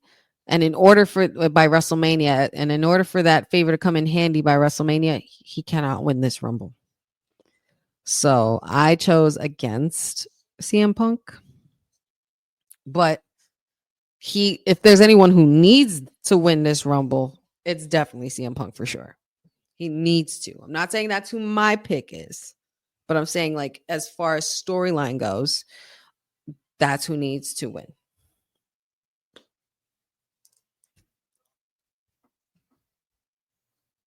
Let's see. Ciampa should have known better. Pretty Deadly is not your tag partner. Yeah. But then again, they did kick him. They put hands on them first, technically. But Dylan says, Punk isn't my pick. But if he does win, I get to hear my brother-in-law rant and rage because he viscerally hates Punk. So that'll be funny. I understand your sentiment there. We all love to see family members unravel at the funniest things. And that would be pretty funny. Shout outs to your brother-in-law. I hope he makes it through with CM Punk if he wins. But if not, I don't feel for you. I feel more for his lungs and for anything that surrounds him, because I understand viscerally hating a superstar and raging because they won something. Nothing made me rant and rage more than Cody winning and finishing the story. Not getting my main event with the final boss and Roman, and Logan Paul winning the United States title. Don't even get me started. Ciampa, I read that. I'm ready. I'm sorry. Cindy says, Io's almost certain for the Rumble to win because she's the only one on Raw for Rhea to face at Mania when you really think about it. Yes. And correct me if I'm wrong, but I believe we've seen them go one-on-one before, but in NXT? Can someone confirm that for me? I'm almost positive. I might be wrong. But Rhea versus Io is something we have yet to see, and they've kept them very, very far away from each other. It's kind of like how they did with Trick Williams and Obafemi. Like, you knew when it was going to go down, whenever it was going to go down between those two, it was going to go down, and it was going to be a fight. Like, one's not going to budge. But Io and Rhea would be nasty work for WrestleMania weekend. But is that box office? You know what I mean? And Io, and I'm not saying that neither of those women are, because they both are in their own right. But I'm just saying, is that going to be one of the matches on the card that literally put the asses in the seats? And in order for that to be done, they have to create a rivalry between them and things going on between them leading into WrestleMania. That's if Io wins, though. And she is my pick to win as well. She also beat clean a lot of women clean last year. World champions too. Former champions What does that say about Io? And we know Io's capable of being a women's champion. She was SmackDown Women's Champion before. She never went to Raw. So it'd be really interesting to see her go against. But then, like I said on WWT, she could say, screw SmackDown, screw Raw. How about I go to NXT and face Julia? Io Sky versus Julia. Cindy, I hope you're listening to this. Io Sky versus Julia is what I want for 2025 for the NXT Women's Championship. That's what I want. Tell me you can't see that. Tell me you guys can't see that. That's a match that puts the asses in the seats. No disrespect to Rhea, because we know that she could put anyone in seats.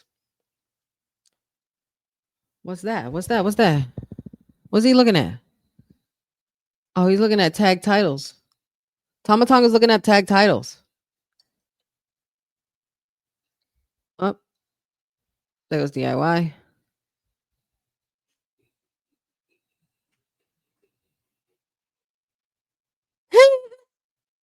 Yeah.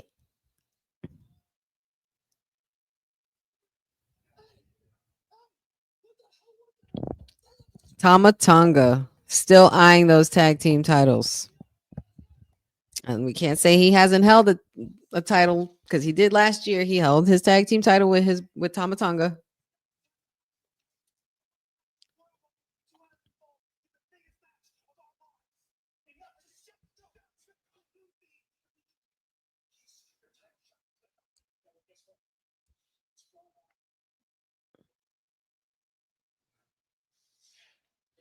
What did he say?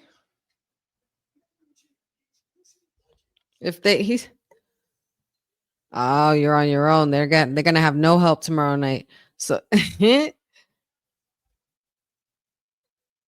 Gargano and Ciampa.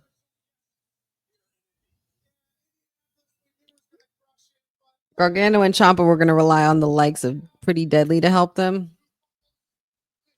I don't know.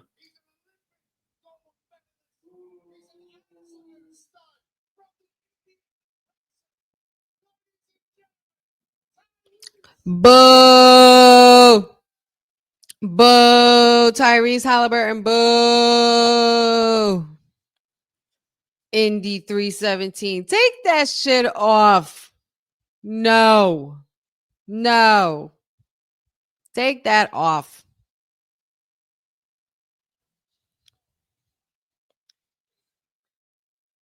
Oh, get this man out of here. Where's Jalen Brunson when you need him?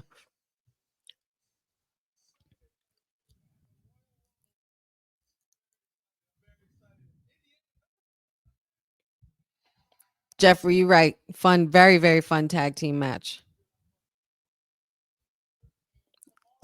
Sorry for the lateness on another live stream that was doing predictions. Glad you can still make time for us, buddy. I mean, hey, we're here for 3 hours. I ain't really going anywhere that fast, so you're good. We were doing some predictions ourselves as well. We've been chatting it up about the Rumble tomorrow and the events for tonight.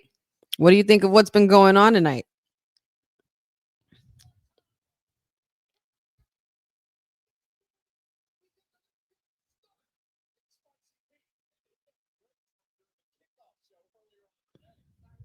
Cindy says Jay doesn't need to win. She has a whole storyline set up for her turn. She was attacked.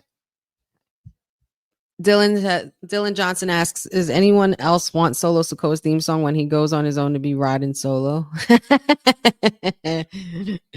Please, God, no. Oh my God, look at this shit here, y'all. Look at Michael Cole. Michael Cole and Cody Rhodes crowd surf today at the kickoff. Cody almost fell. They almost dropped Cody. What's wrong with y'all? Hold your champion up.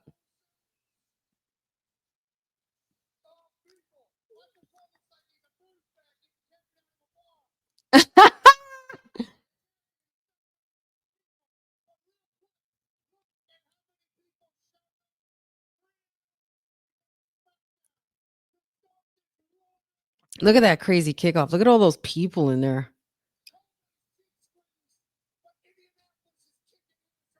Cole got his cheek squeezed. Yo, Pat McAfee, bro. I freaking love Pat McAfee, man. Daniel Lucci. Have you ever felt so much pain in your stomach after? Okay. We'll just disregard that, I guess. But that's all. That was after question mark. Don't know what you're talking about. Real Talk T says, I think it would make those who already hate him to hate him more because he has already beat the main people who hated to see him return.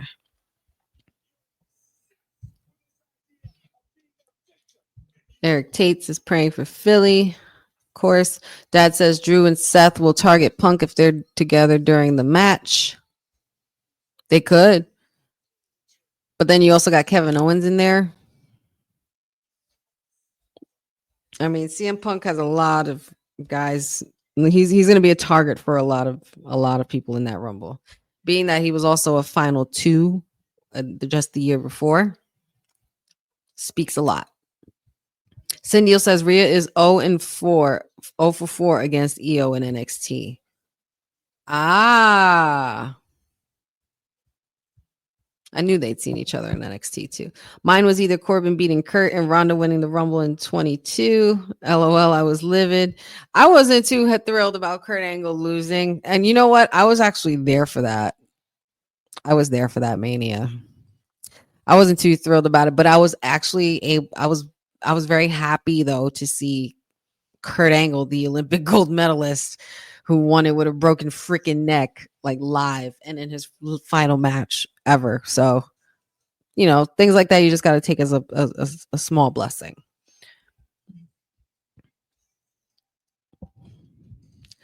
Aaron Teagle says, I'm picking James should have won the Royal Rumble. I'm picking, I think you mean Jay. I'm picking Jay Uso, the one to be the number 1 in the Royal Rumble. Dylan Johnson says, that is true. EO is the only one to face Rhea, but the Rumble winner isn't choosing Rhea because Charlotte, my queen, is choosing Tiff. Oh, yeah? You got the scoop? Rhea versus EO has to sell us for us to be main event level. Seriously. Daniel Wilhelm, this is such a funny comment, and I appreciate that. I'll take it as a compliment, man. I will. He said, who knew Alicia Keys loved wrestling? That is so funny. It's really, really funny you say that. I've gotten quite a few Alicia Keys references in my lifetime, a couple of times in life. So I will kindly take that. I appreciate it. Brandon Stevens says, Michin, she's going to win United States Women's Championship in a no holds barred match. I believe she just went against Chelsea Green and she lost. Unless you're talking about soon she's going to, or is that what you would book or you want her to see? Bosa says, I think Team Bloodline want the tag team championships. Dad says, is Dakota injured? If so, who would take her spot? A certain empress or a certain goddess? And here we go. Women's 1-on-1. Liv Morgan versus Naomi. And Naomi is upon her arrival, bringing the glow to Indianapolis.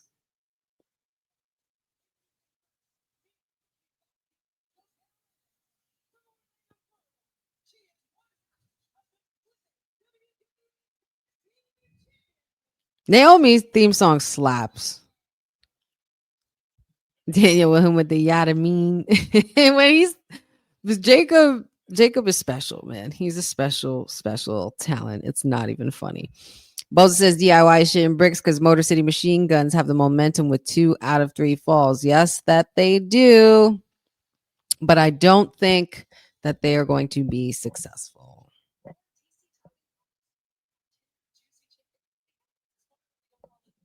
But you know what? I personally think they could come up successful in defending or regaining the championships back. I feel like it makes good back and forth because I did say that on WWT Live earlier. I just want to make sure I stick with my words. Courtney Rice, the tag division is heating up. I know you're happy about that.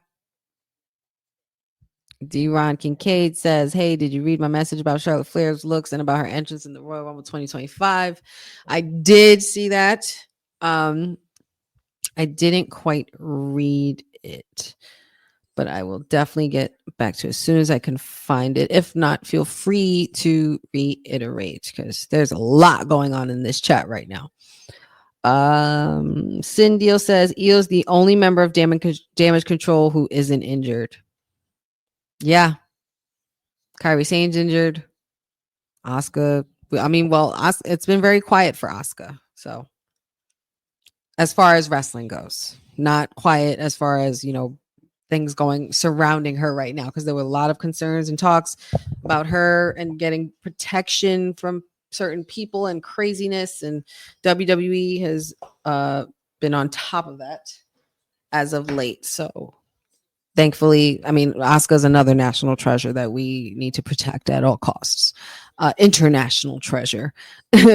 But yeah, Dad, to answer your question, Dakota Kai has a concussion.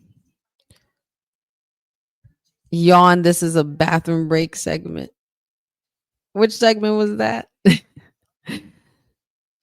Oh, the Tyrese Halliburton. Jeffrey says Tyrese might be in the Rumble. Triple H teased it at the kickoff. I really don't want that.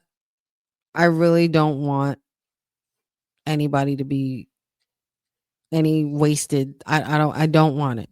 I don't want it. I'd rather have Bad Bunny. I'd rather have, you know what? I don't know if I should say that on air because a lot of people might hold it against me, but I'm going to say it because this is how serious I am and how I mean it. I don't want Tyrese Halliburton anywhere near this Rumble. I don't even want Jalen Brunson near it. They had their moment. Don't do it again.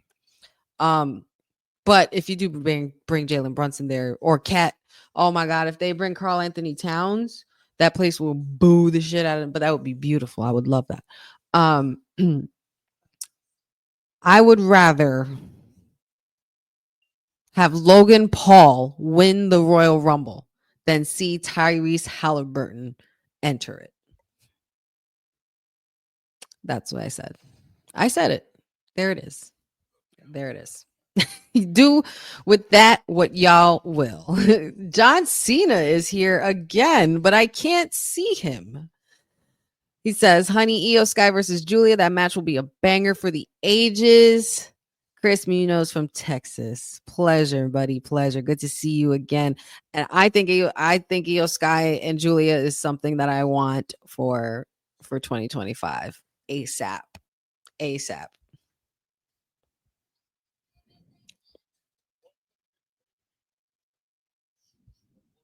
I didn't get to see the kickoff. I just saw the clips of it. WWE World. I love when they do all of this. Like this was a fun experience. Boss Lady and I, when we went to WWE World, they had so much shit going on there. And even in the Fanatics event, it's basically like its own, like WWE's own event, Fanatics event, like meet and greets, signing autographs, trading cards, buying championships, creating your own entrances and stuff like that, or entering like your favorite superstar. So much fun. Eric Tate says he thinks that John Cena will be number one at Royal Rumble. Maybe we should ask him. Ask him in the chat. John Cena's somewhere in the chat.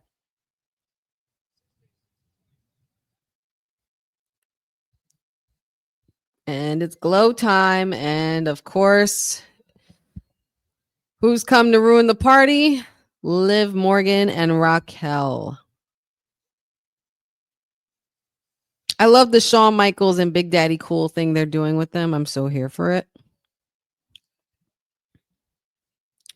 Boza says that title defense was incredible from the Big Three on Tuesday versus Metaphor. Metaphor should be women's tag team champions. Honestly, I thought that's what we would be seeing by now, but there's more to the story. Apparently, there's more to the story.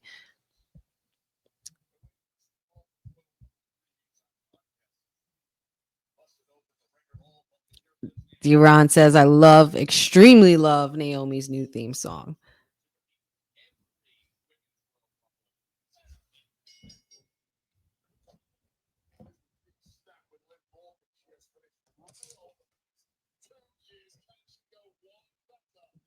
John Cena asks, honey, did you hear that Triple H will be a 2-time Hall of Famer inductee class of 2025? You know I did. We also discussed it here on WWT Live as well. So make sure you guys check all that out. Of course, after you're finished hanging out with me. We're already going into our 10 o'clock hour, guys.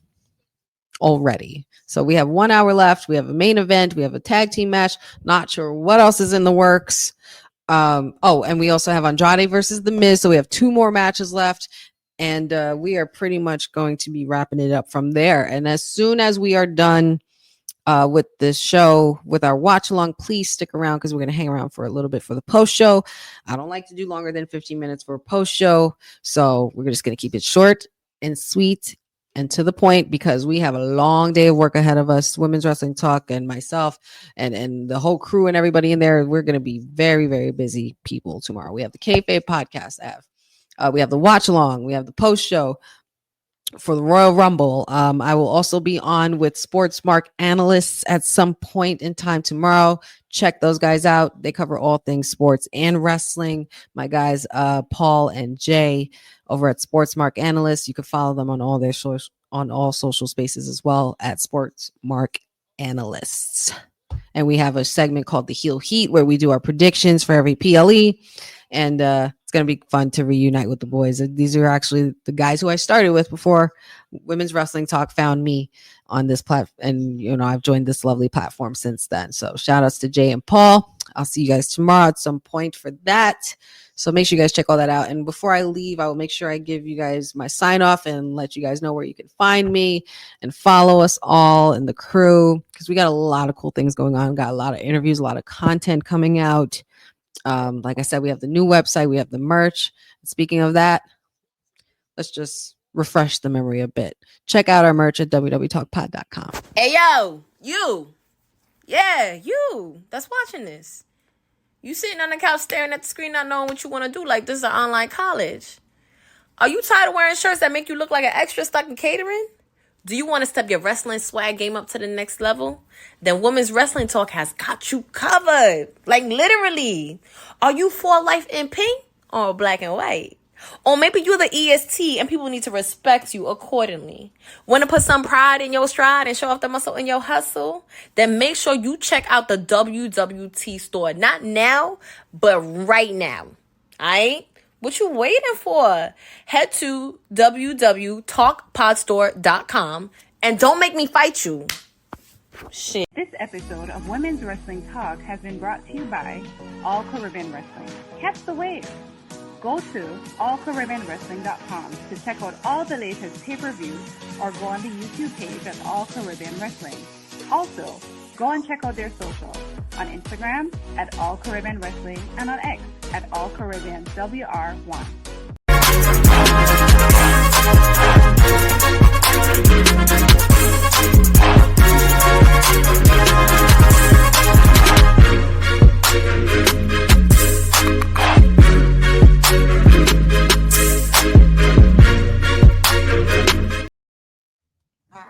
Damn it, I'm trying to charge my phone.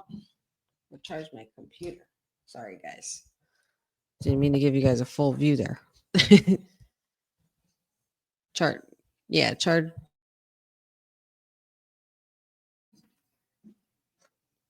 But www talkpod.com for all your merch, all the cool stuff we got on the site, and All Caribbean Wrestling on all the social spaces. Those are our sponsors.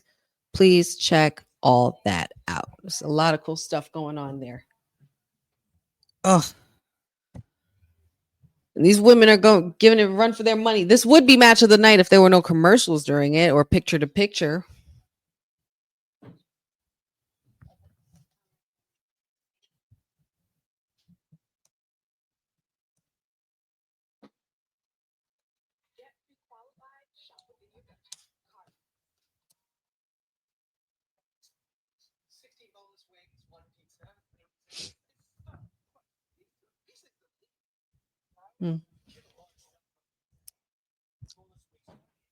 Sorry, guys. Hold on 1 second here.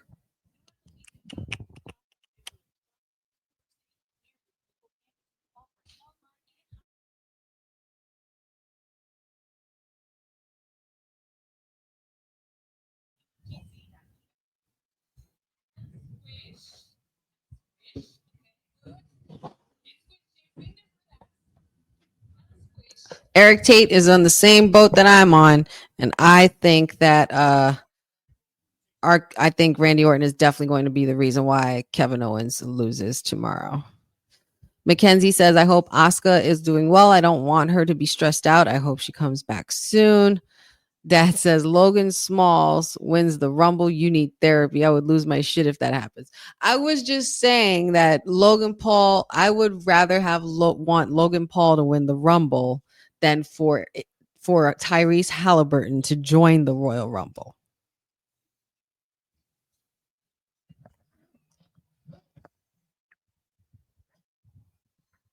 That's all. I don't say that that's what I want. Trust me, you guys know how I feel about Logan Paul, and that's definitely not what I want.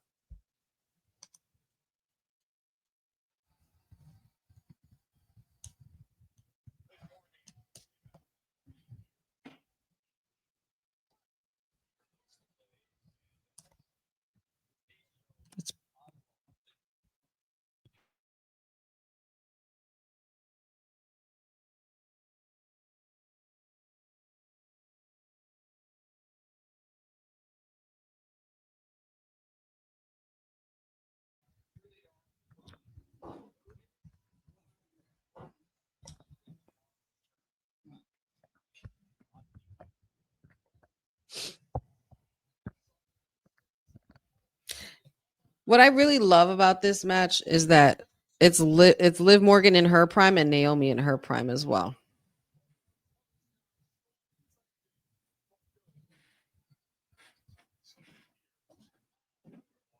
Want me to move it up?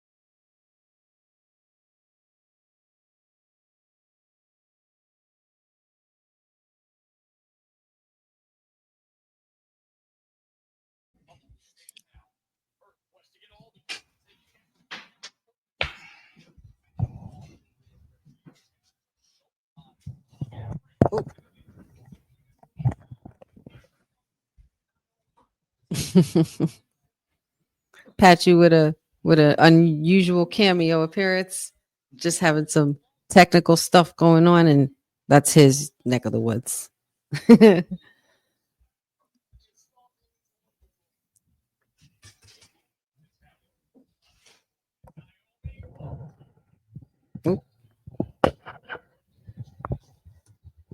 Naomi with a dope splash off the top to Liv Morgan. Still can't get her to win. Still can't get the pin on that.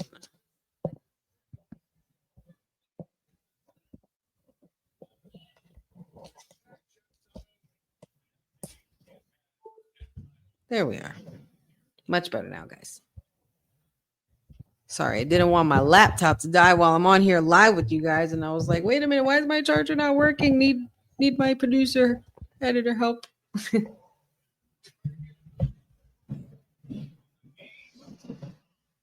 Technical difficulties.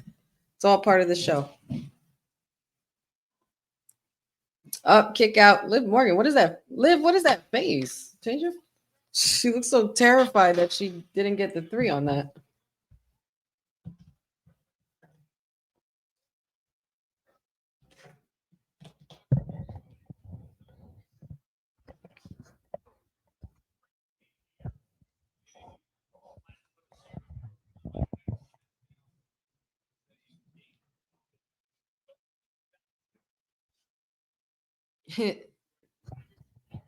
Dad with a little quiz here. Anyone remember when Naomi was a backup dancer and for who? Cindy nailed it. Brodus Clay. Somebody call my mama. Oh, come on. Naomi was about to finish this the right way. Bianca, do your job, girl. Yes. Get her out of the way. Did somebody's lash fly off? Naomi tried to go for it. The moonsault, it did not work. Oh, snap, roll up pin, and she just pin. Ooh, Naomi walks away with the win on Liv Morgan tonight. Holy shite.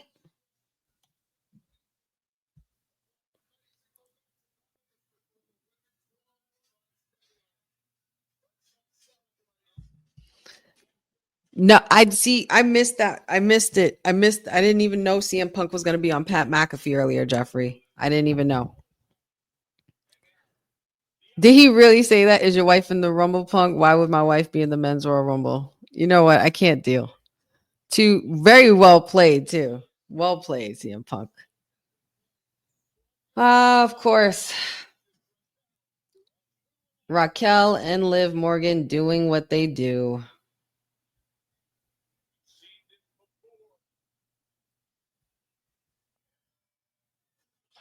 Liv Morgan willing to go up on a power bomb, taking a hit.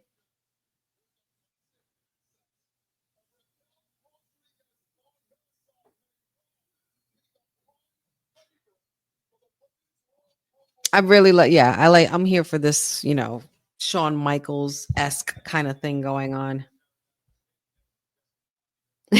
Jeffrey, we see you, Pat. You. Dylan says, not gonna lie, I kind of want to see Naomi and Bianca both as heels, so I hope it's both of them that took Jade out. I thought that, and I said that to Professor on Wednesday when we were talking for WWT Live, and I was like, who, everybody's talking about which one it was. Who was it? It was Naomi. It was Bianca. It was Naomi. It was Bianca. But who's to say it wasn't both of them?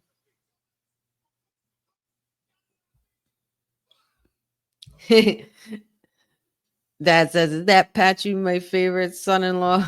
Oh my God, Dad. He's so silly.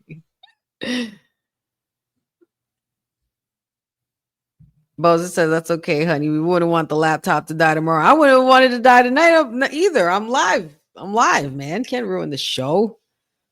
Boss lady will kick my butt.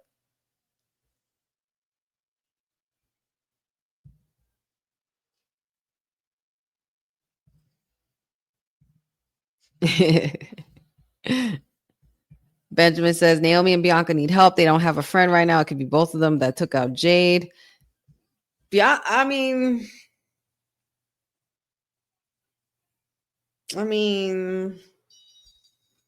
I don't know, guys. I really don't know who attacked Jade, but I do want to eventually get to the bottom of this because this is getting a bit redundant. And Jade has been gone for a minute. And we need answers. We need answers like this weekend. So something's got to give, God willing. John Cena says, honey, if Randy Orton showed up and returned and cost Kevin Owens and lose and help Cody Rhodes, Randy and Cody are going in their legacy days. That's very true. That's a good point, being that Randy Orton and Cody Rhodes have plenty of history together, being in the faction that was known as Legacy. Oh my God. You know who I can't wait to see at this Rumble, guys? This man right here. Look at that. Isn't that a face made for the Rumble? I told you, when I met Joe Hendry, because I got this at a meet and greet.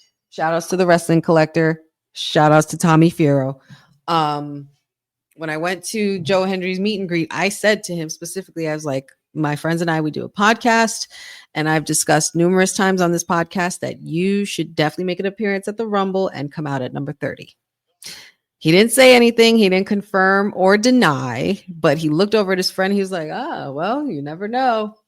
You never know. And I'm just like, looking and seeing if there's anything that he'd give away, but like a true professional, he did not sell. So we're just going to have to wait and see if anyone says his name and he appears. So I really hope and believe that Joe Hendry will appear this weekend in Indianapolis. He's too recognizable of a guy, so it's like there's so much going on.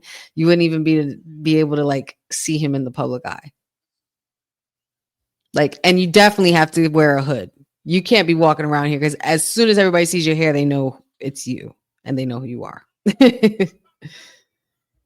So, but yeah, let Joe Hendry would be a phenomenal entrant at the Rumble. I would prefer him to come out at like number 30, kind of the same way he did in NXT, where he was the last man in to enter the Battle Royal for the NXT Championship.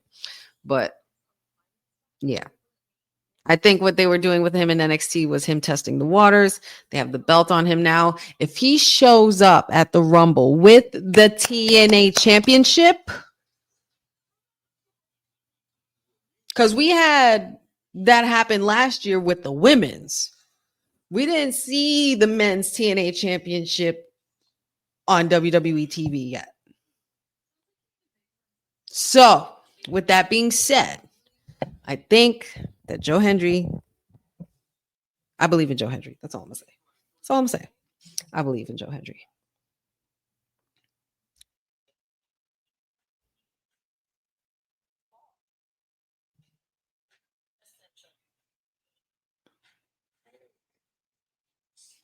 Randy, Cody, and the jailbird as Mr. DiBiase. Not Ted DiBiase. Talking about Junior, the son. Why is his name escaping me? Or is it Ted DiBiase Jr.? I could have almost sworn that wasn't his name, but I might be wrong.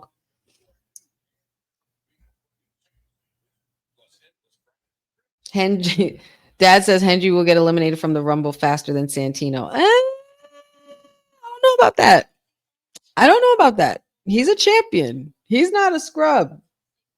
He's not no scrub. I mean, I'm not calling Santino a scrub by any means at all, but I'm just saying, like, I highly doubt that Joe Hendry is going to be out that quickly.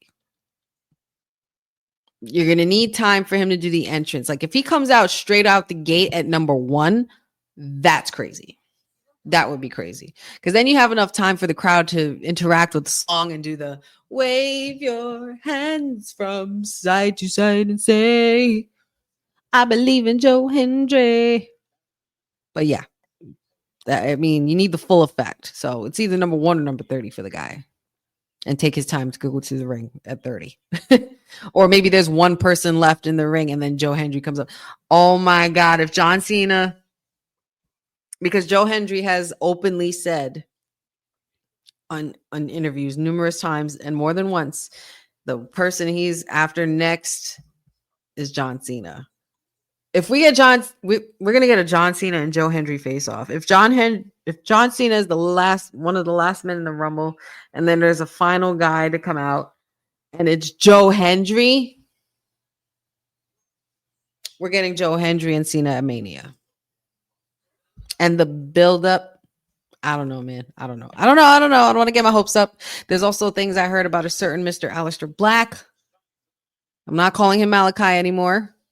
It's Aleister. It's always been Aleister, and it should always be Aleister, damn it. But I'm not going to get my hopes up. I'm not going to do that. That's all I'm going to say. Courtney says, yes, the wrestling collector is the best. And if you're ever in New Jersey area, you have to go. I got myself a Chris Jericho figure, Attitude Era mode. Dope. Yeah, shout out to the wrestling collector in Stockholm, New Jersey. It's a bit of a hike, but if you're in the area, it's a good ride and it's a really cool store. And the owner is super awesome. He also owns an indie wrestling company, ISPW. They got a lot of cool things going on, and they have a lot of awesome meet and greets up there as well. Obviously, I mean, hello, I don't know what it's. Joe Hendry was a big one. Joe Hendry was a big meet and greet for me. I mean, there's been quite a few big ones. It's not as big as like for me personally as like the Undertaker per se, but that's a pretty big meet and greet for somebody who's one of the hottest commodities in wrestling right now. Just say. Jeffrey says the reveal will be happening at the Rumble when Naomi and Bianca are helping each other and Jade comes out. My thing is, what kind of Jade are we going to get? Like, if it's Jade the way she was when she reinvented that bloody picture, like the way Doja Cat reinvented herself for her persona Scarlet for her album, that's what the photo was inspired by. I think that if Jade was smart, she'd come out looking enraged and bloody and just seeing red and ready to just annihilate everyone. Wait a minute, guys. I just realized Andrade versus The Miz is on. And it's towards the end of the night. This whole weekend is really hard not to get your hopes up, but I have been waiting patiently for a couple of weeks now. They've been portaling everybody through from Raw to SmackDown, SmackDown to Raw, what have you. If The Miz is here with Andrade, I'm going to need Uncle Howdy to come out. I'm going to need Uncle Howdy to come out. Or Zelina Vega.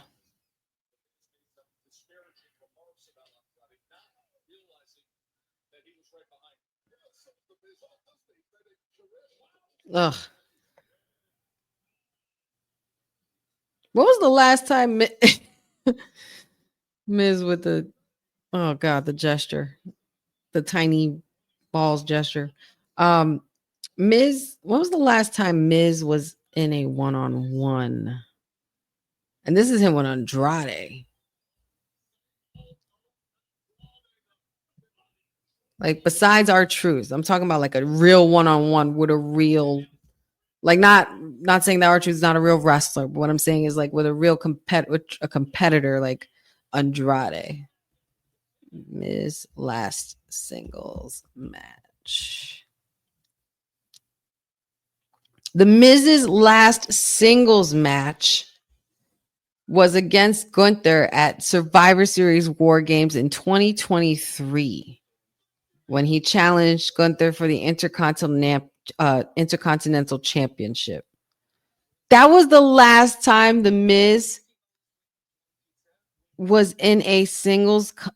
Wow. That makes sense, though, because then we went on later on into the year in 2024 to go into Mania. We reunited the Awesome Truth and they got the tag team title. Wow. Huh. The Miz is, wow, that's crazy. That's a crazy stat. RIP Andrade jobbing to The Miz. All right. Via Sinistra. This is what I'm going to do with this comment. I'm going to say this. I think the whole jobbing thing and the whole burying thing is done. I think words like jobber and burying are words that were left in the Vince era. Because I don't think, if you look at the stack of superstars that we have on this roster now, men, women's, NXT, doesn't matter what brand, there's no bad matches. And every single person on the roster is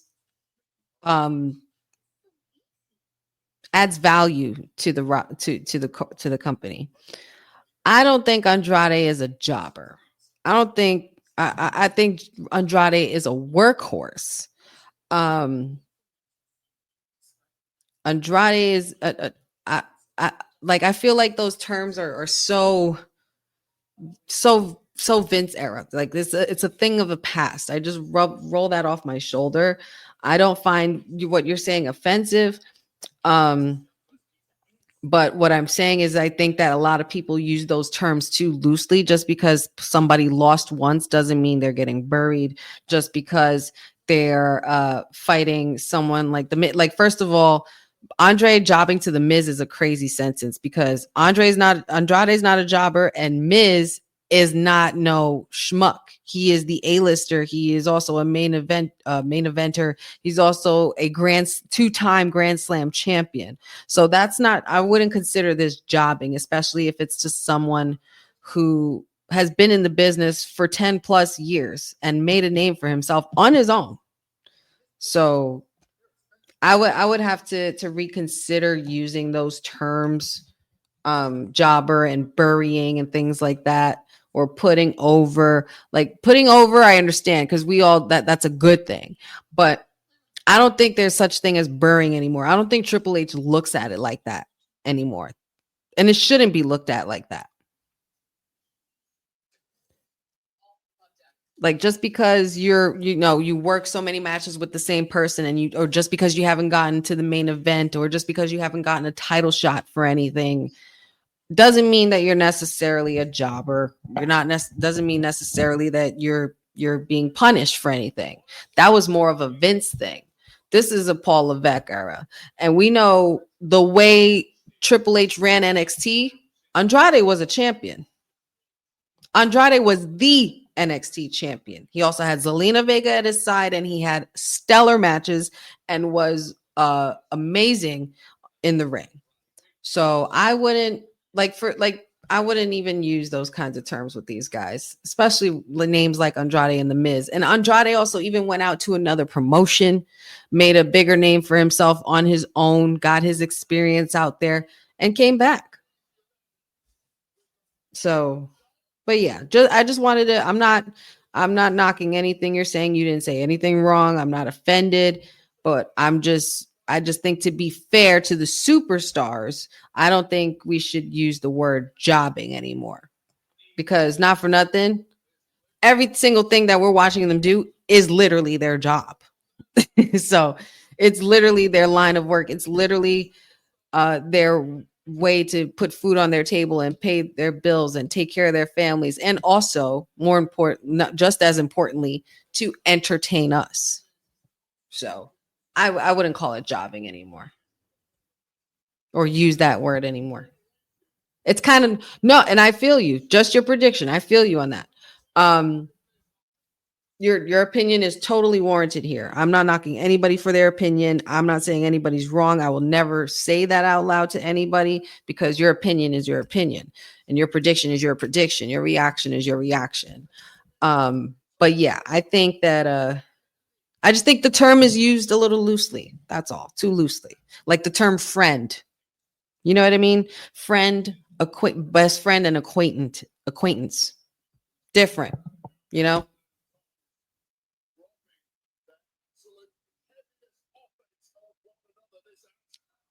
Oh, what a chop by Andrade to The Miz. And not for nothing, this match is damn near close to the main event. You can't be mad at this. I just know that this is a setup for something. This match is a setup for something. There's nothing on the line. There's no title. There's just it's either bragging rights or something's going to ruin The Miz. And we know the Wyatt Six has it out for him. So if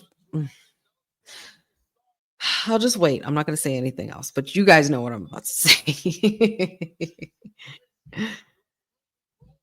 Dylan Johnson, yes, it's mainly when with the something very loosely said that IWC said, the IW community says, it's a term that they use when their favorites lose.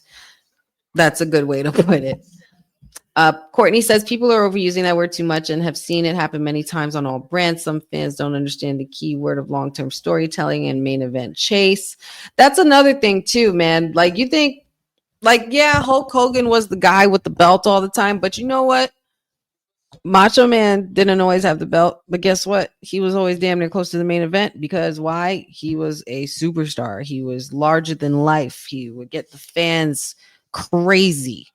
Like I was watching the 1991 or 1993, one of those Royal Rumbles. Macho Man came out and the crowd went nuts. It might as well have been Hogan. Put it that way.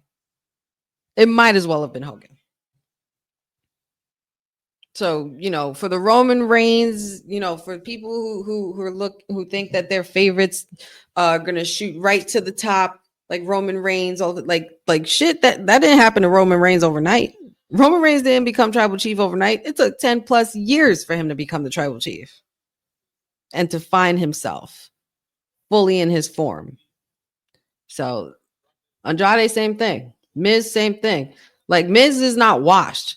Miz is somebody, and not for nothing. Shout outs to the councilman. If you guys follow the crew, Will Pharaoh, he said a very, very bold statement, and I'm gonna find the clip too of it. But if you follow me on my socials and keep up with some of our stuff that we talk about, one of the discussions we had was that backhand to the Miz, Andrade for the pin, 1, 2. That is a clean win by Andrade. And Miz has lost. Challenge was accepted and executed by El Ídolo. Andrade, like I said, workhorse. But Councilman made a very good case for Miz being one of the greatest because of the fact that you take the Miz and you put him anywhere and he'll fit right in. You put him in a funny story. You put him in a scary story. You give him a tag team partner. You give a celebrity that needs to be ushered in. You give him Miz TV. Miz is the guy you call for the clutch wherever you need him. Like, he's your go-to guy. Somebody needs a little revamping. Throw him to the Miz. Miz will make a show out of it. And yeah, Miz is just doing exactly what he's supposed to be doing, and that's working. Ooh, Santos Escobar and Damian Priest. I'll be seeing you very soon. Oh my God, R-Truth is here. The smile he gave Damian Priest.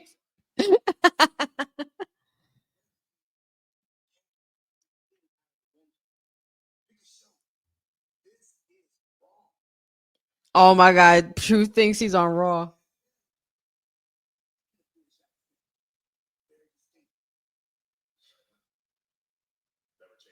I just talked with Adam Pearce, and he has hair and a British accent, very distinctive. Who's that back there? Oh, that's Shinsuke. Shinsuke's lurking around, man. Shinsuke's been lurking around all night. There's LA Knight and there's Damian Priest. Shinsuke in the background. Where's Uncle Howdy? I'm gonna lose my shit if I don't see Uncle Howdy. No Uncle Howdy, no Wyatt Six, no nothing.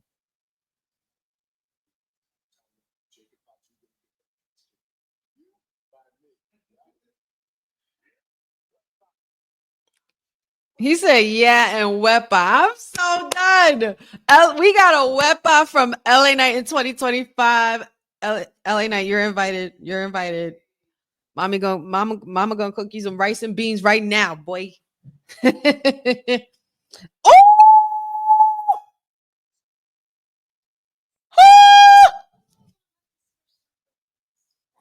We have a Tiffy sighting, and even better, a Zelina sighting. And she's looking at the belt.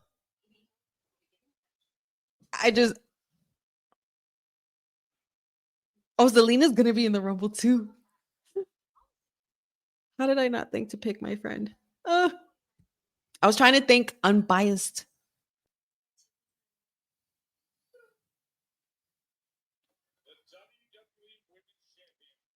Oh, Zelina. Hey, girl.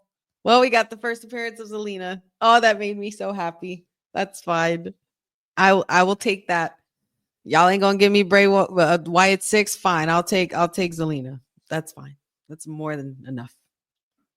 Eyeing that belt, baby. You see that, Jeffrey? You see that? Oh, I can't believe I popped the way I did for that. I wasn't expecting to see her. Oh, yes. She's become the 11th woman to confirm for the Rumble.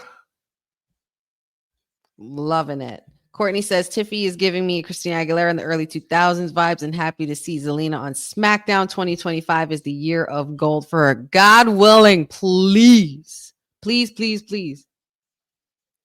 So wait a minute. R-Truth thinks he's on Raw right now, and he says Adam Pearce has hair and a British accent, and it's very distinctive. Is he talking about Pretty Deadly?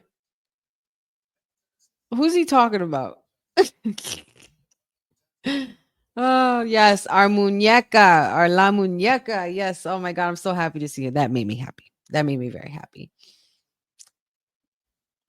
Boza says Mandy Rose was on her podcast claiming Tiffy stole her phrase when she said, I'm mother and I know what you're talking about. Not I'm in my way. Respect on my name or something. Put respect on my name. Listen, that wasn't Mandy Rose's line. And Will put me on. Will definitely reminded me this the other day because I sent him as soon I saw a clip of it and I sent it to Will and we know he runs on Tiffy time. He is the councilman of Strattonville, and the Strattonites were running amok when they saw the clip of Mandy Rose, but he quickly reminded me and said, and they both stole it from Birdman. So, boom, mic drop on that. And moving on right along to the night, Damian and R-Truth. How hilarious would they be as a tag team? It'd pretty much be like the Rock and Mick Foley, the Rock and Sock Connection era. I think so.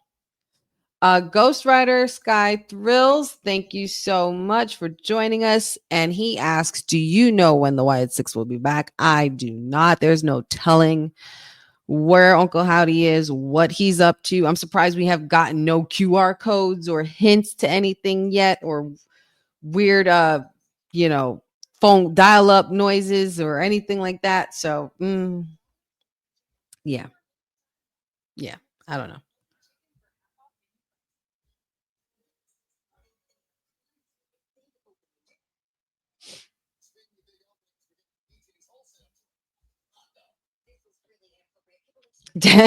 Dad is claiming R-Truth to win the Women's Royal Rumble. Oh, he's talking about Pete Dunne, aka Butch. There's no way, because he would have said Butch and not Adam Pearce. I don't know. Maybe he was talking about Pretty Deadly. I'm trying to think of who else has a British accent. It has to be Pretty Deadly. And they have long hair.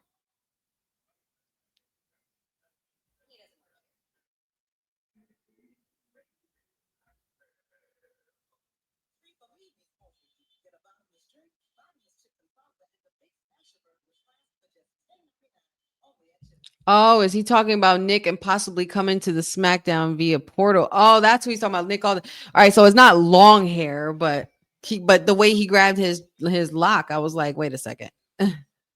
But yeah, he kind of confused me there.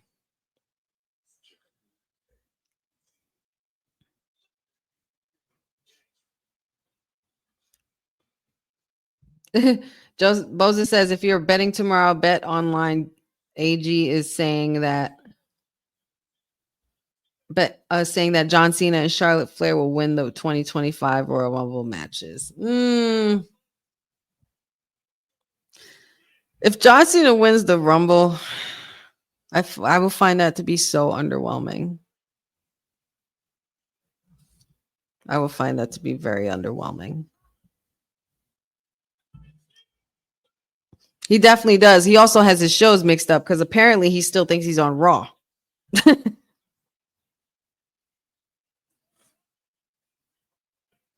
Oh my God, John Cena. Guys, I just realized this is going to be all right, let's take a moment and realize this. This is going to be John Cena's last Royal Rumble.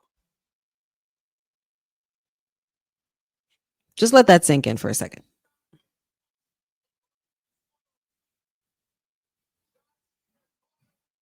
John Cena is about to go into his last Royal Rumble. The very last, because this is his final year. Got a final Rumble, final Chamber, final WrestleMania, final SummerSlam, final War Survivor Series, Backlash, the Clash at the Castle, whatever the hell else is going on. It's going to be his last year through it. This is crazy.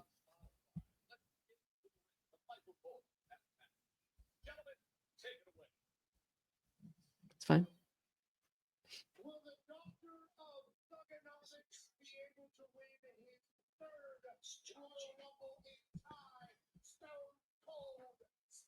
No.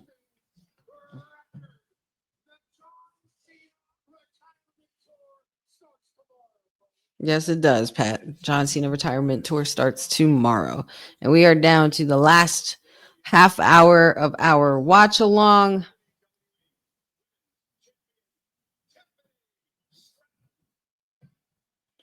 Okay, so we have some guests. Oh, we're interviewing Tiffy time. Okay, well, let's interview Tiffy, shall we?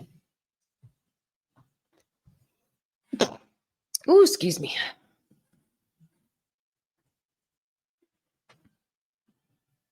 I'm here for the polka dots.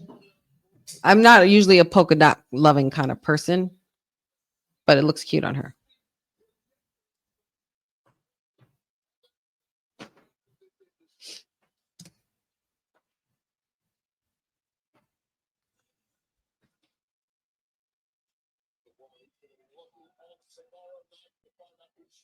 I'm so glad she's this kind of champion. Like she's the pretty, like she's not just a pretty face. She'll kick your ass too.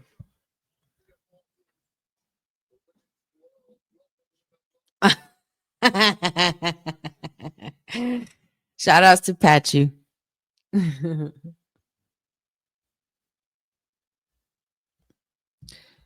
I can see him headlining next year's Royal Rumble. Who do you see headlining next year's Royal Rumble?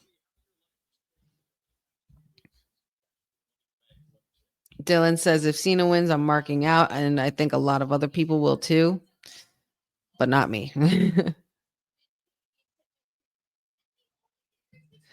Boza, I feel you. I feel you on this statement. He says, to be honest, both of them, both Charlotte and John Cena, referring to, would be underwhelming, and I'm trying to be respectful. I get it. I kind of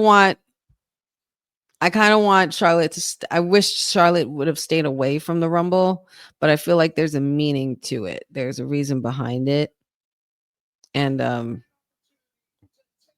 yeah. So I think, but as far as her winning it, I'm not sure if I'm on board with that, or John Cena.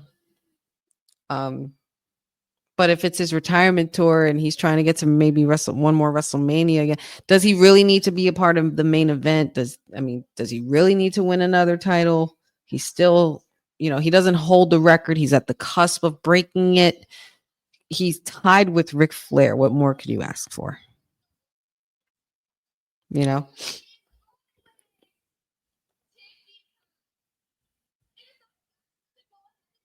Oh, headlining next year's Hall of Fame with John Cena. Got you, Boza. Yeah, totally. Absolutely. First ballot. Whoa. Courtney, look at this. We got the Poison Pixie in the house. Coming to address the champion. Oh, I'm loving the way her hair is cut.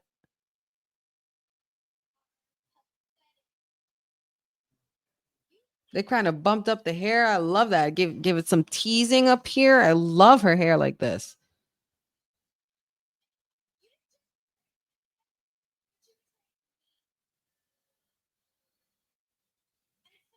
Shout outs to the veteran, Mrs. Wrestling.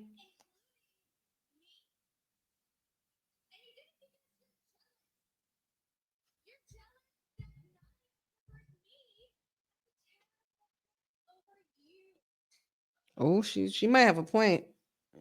I'm Candace Story might have a point. I love my Tiffy, but Candace ain't. Tiffy got them heels on.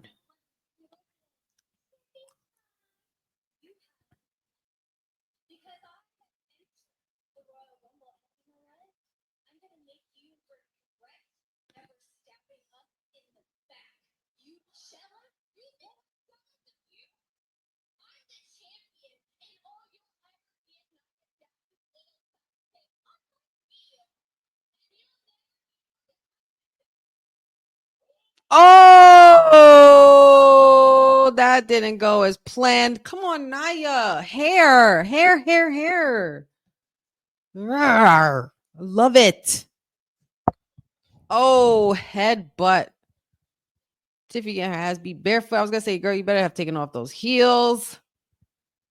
And Naya is out for blood like a shark in the water, dragging the princess to the corner, and down. Boom goes the queen with the bonsai drop on the champion. Is this a sign of things to come? That is literally 12 women who have now declared for the Royal Rumble, Boza.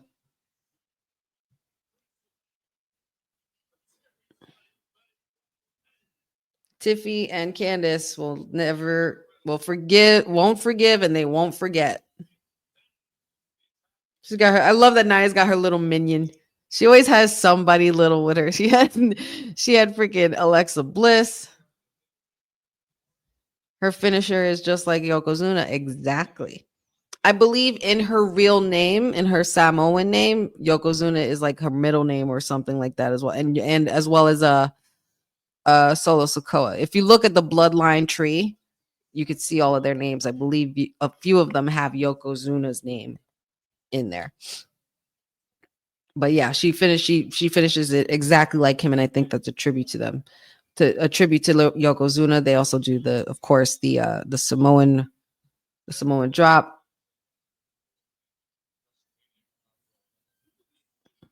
Which was, of course, made famous by the High Chief Peter Maivia, the patriarch of the entire bloodline that we know and love today.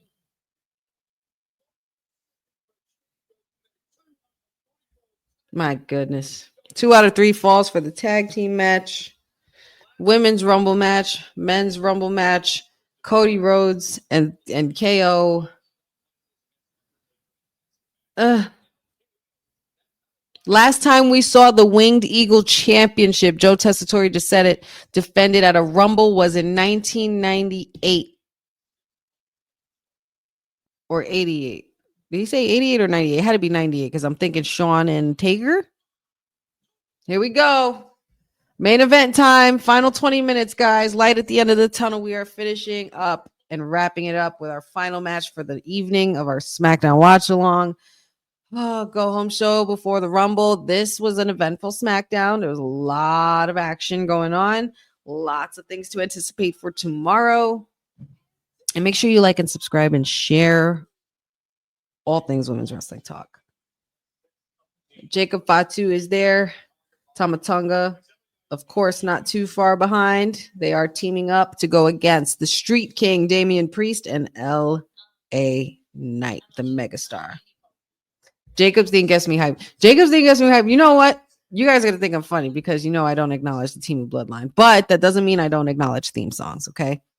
Solo Sokoa's theme song, as of late, I've been bumping that shit.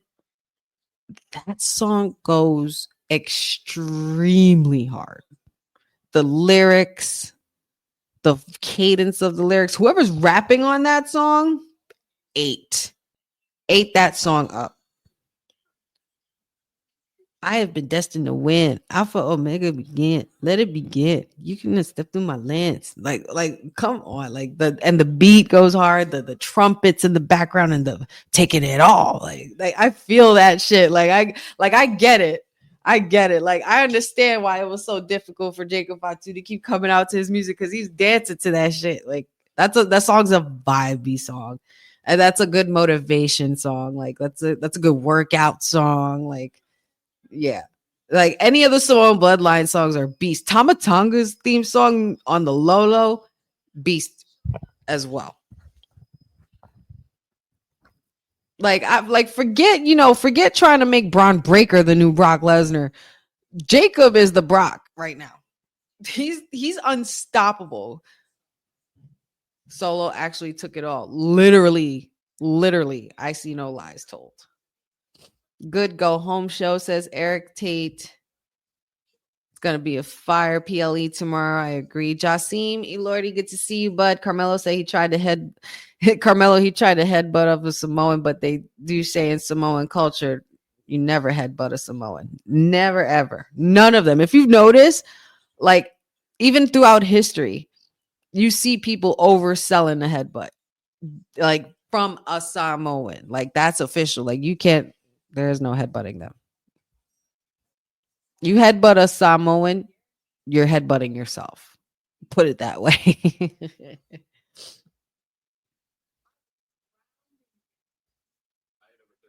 I am control of the game. You did not step in the lane. We not the same. You didn't step in my lane. Like, I don't know. Like that beat. Dun, dun, dun, dun, dun, dun. It's so good. I need to figure out how. I need to talk to Boss Lady or something. Like, we need to figure out how to do a show where we can review and listen back to theme songs or listen to new theme songs and like study them and, you know, analyze them and react to them, kind of like the way a lot of streamers do and podcasters do with as far as albums go. When a new album is released, I feel like we need to do a show or episode literally based on just listening to the theme songs from WWE, because there's quite a few that I would love to dissect. Like, there's tidbits and little things that you hear and nuances in a song, like music, wrestling matches. We could dissect all day. Theme songs, I will dissect theme songs under the table, man. Like that, I love theme songs. Like WWE theme songs is usually what's mostly played on my list, and they don't even make up a majority of the songs that are downloaded on my list, but they are always there when I need them, and they're the best.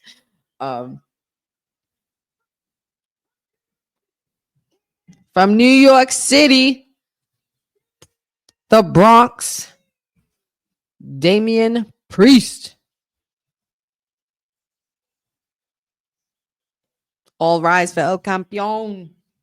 And now we have the megastar coming out.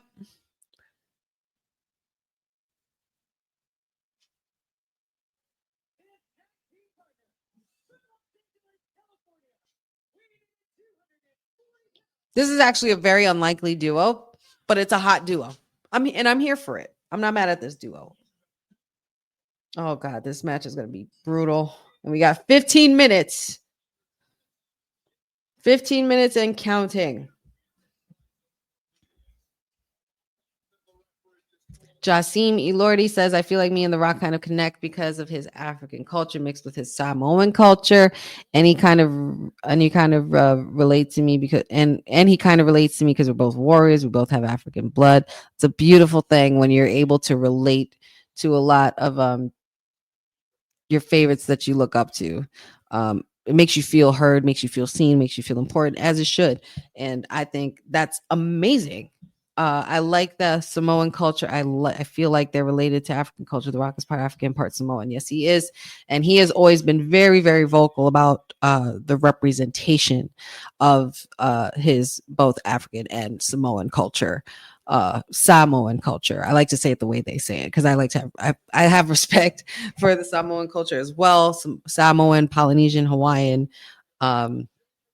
Yeah, everything that they do is literally sacred to them as far as an intentional and this wrestling business is definitely one of those things that they take sacredly, because obviously look at their bloodline.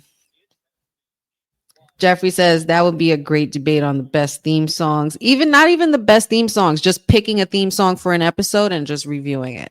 You know what I mean? Like, I feel there's so many different kind of theme songs that we could dissect, like different versions of them as well. For all kinds, from going back to the golden era to now. Like any theme song, even like the old school theme songs, the Rockers, Jake the Snake, Dusty Rhodes.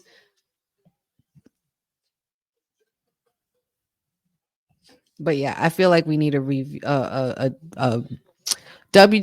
soundtrack reviewing show or something like that. We're gonna have to talk about that with the boss lady, see what we could do.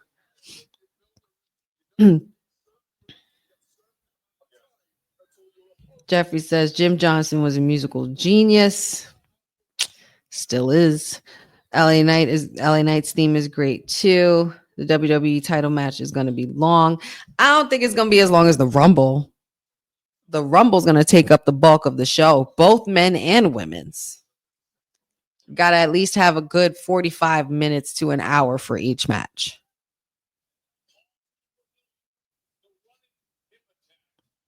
Running hip attacks from Jacob Fatu.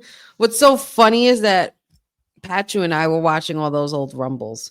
I happened to stumble on Royal Rumble 2000. in Madison Square Garden. And there was the likes of the Big Show, The Rock.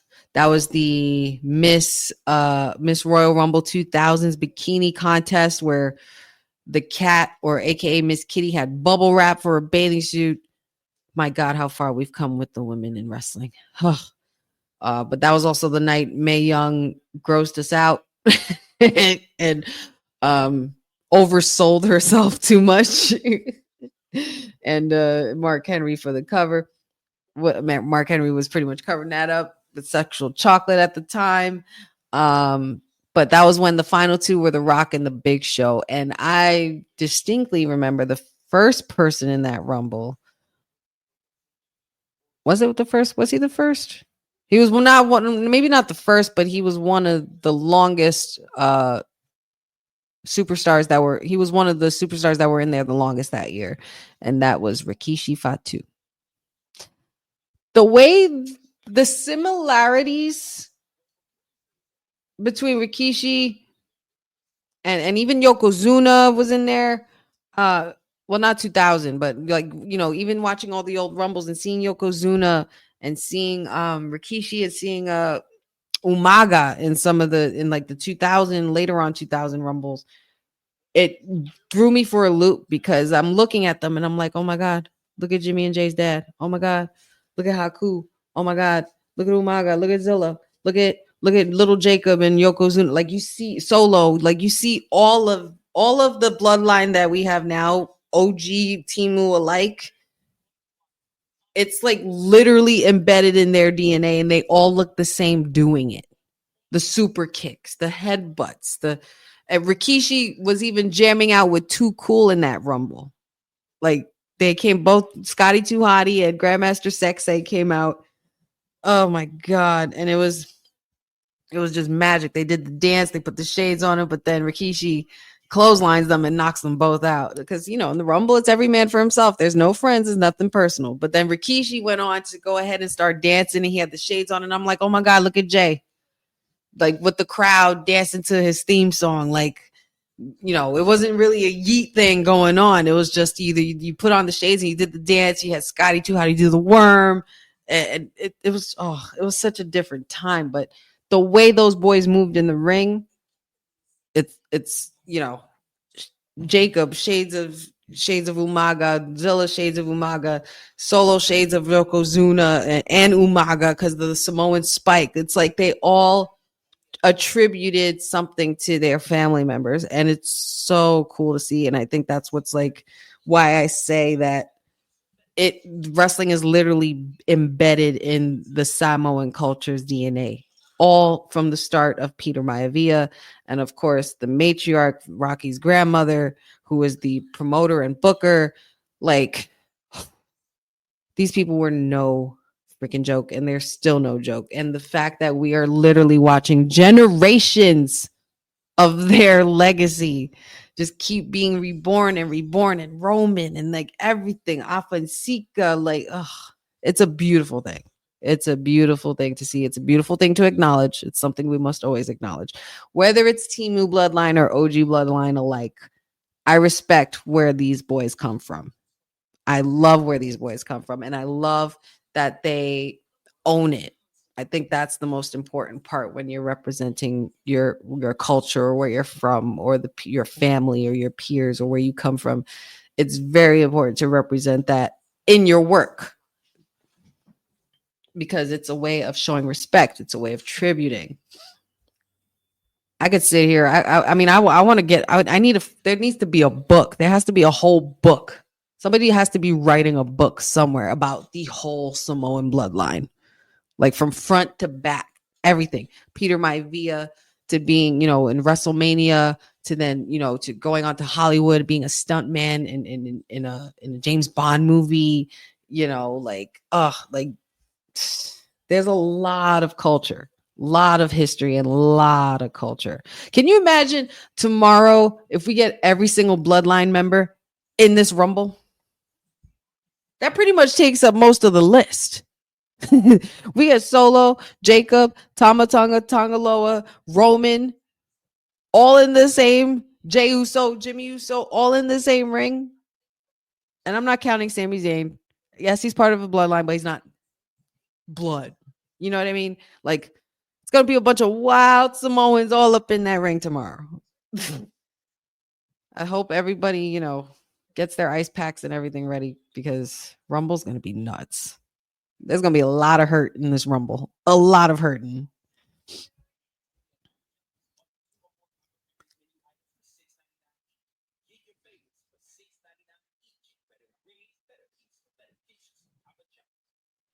Jeffrey says Braun Strowman could eliminate Jacob Fatu in the Rumble.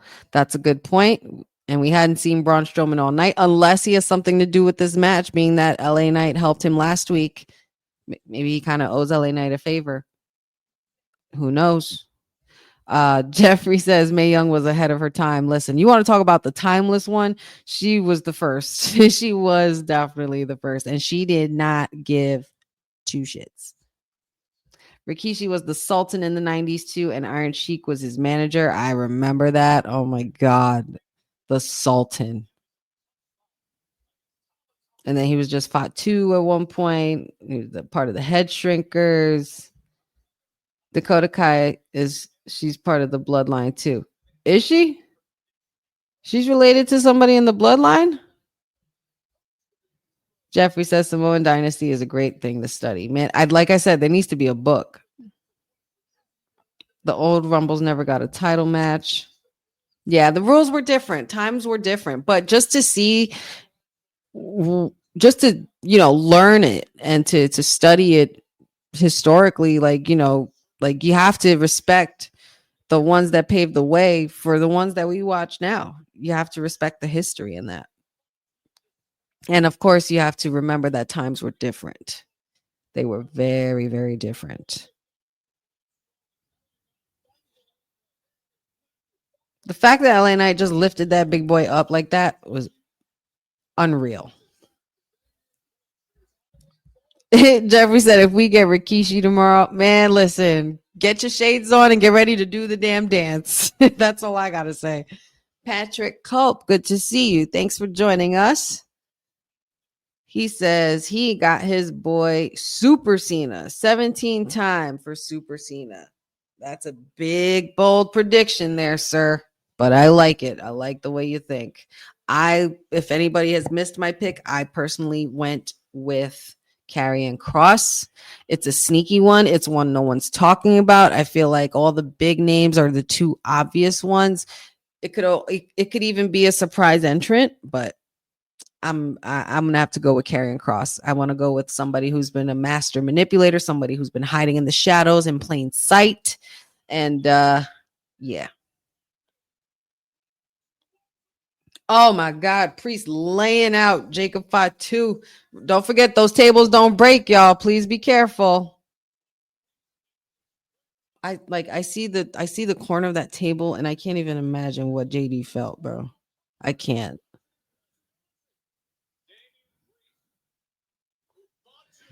Well, Dakota Kai is half Samoan on her dad's side, I believe. Yeah, I want to dig into that detail soon. I love that Damian Priest does that as a tribute to The Undertaker, where he walks along the rope. That was one of my favorite moves from The Undertaker.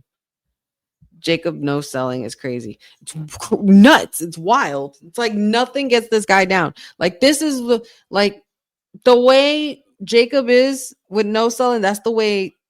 And this is no disrespect at all to the late great Bray Wyatt, but that's how the Fiend should have been booked. Or I feel, me personally, that's how I would have booked the Fiend. Literally an unstoppable entity, nothing you can do. And Jacob is that.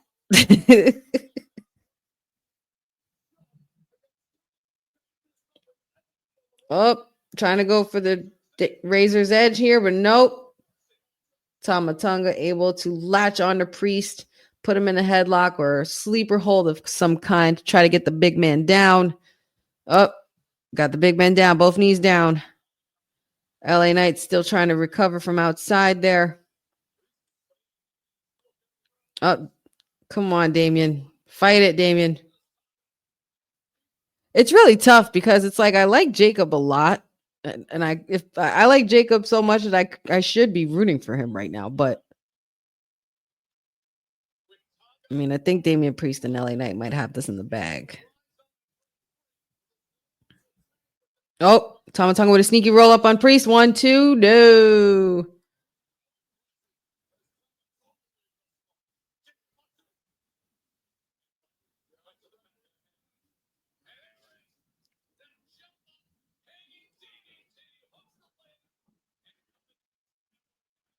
LA Knight breaking the count. Getting down to the nitty gritty, boys. We got 2 minutes. Please don't let them cut me off. Don't let them cut the TV off. Oh my God. LA Knight completely pummeled Jacob Fatu, clotheslined him to the outside of the barricade. And we're still left with Tama Tonga and Damian Priest in the ring. Why is this match going so good? Why is this match going so hard right now?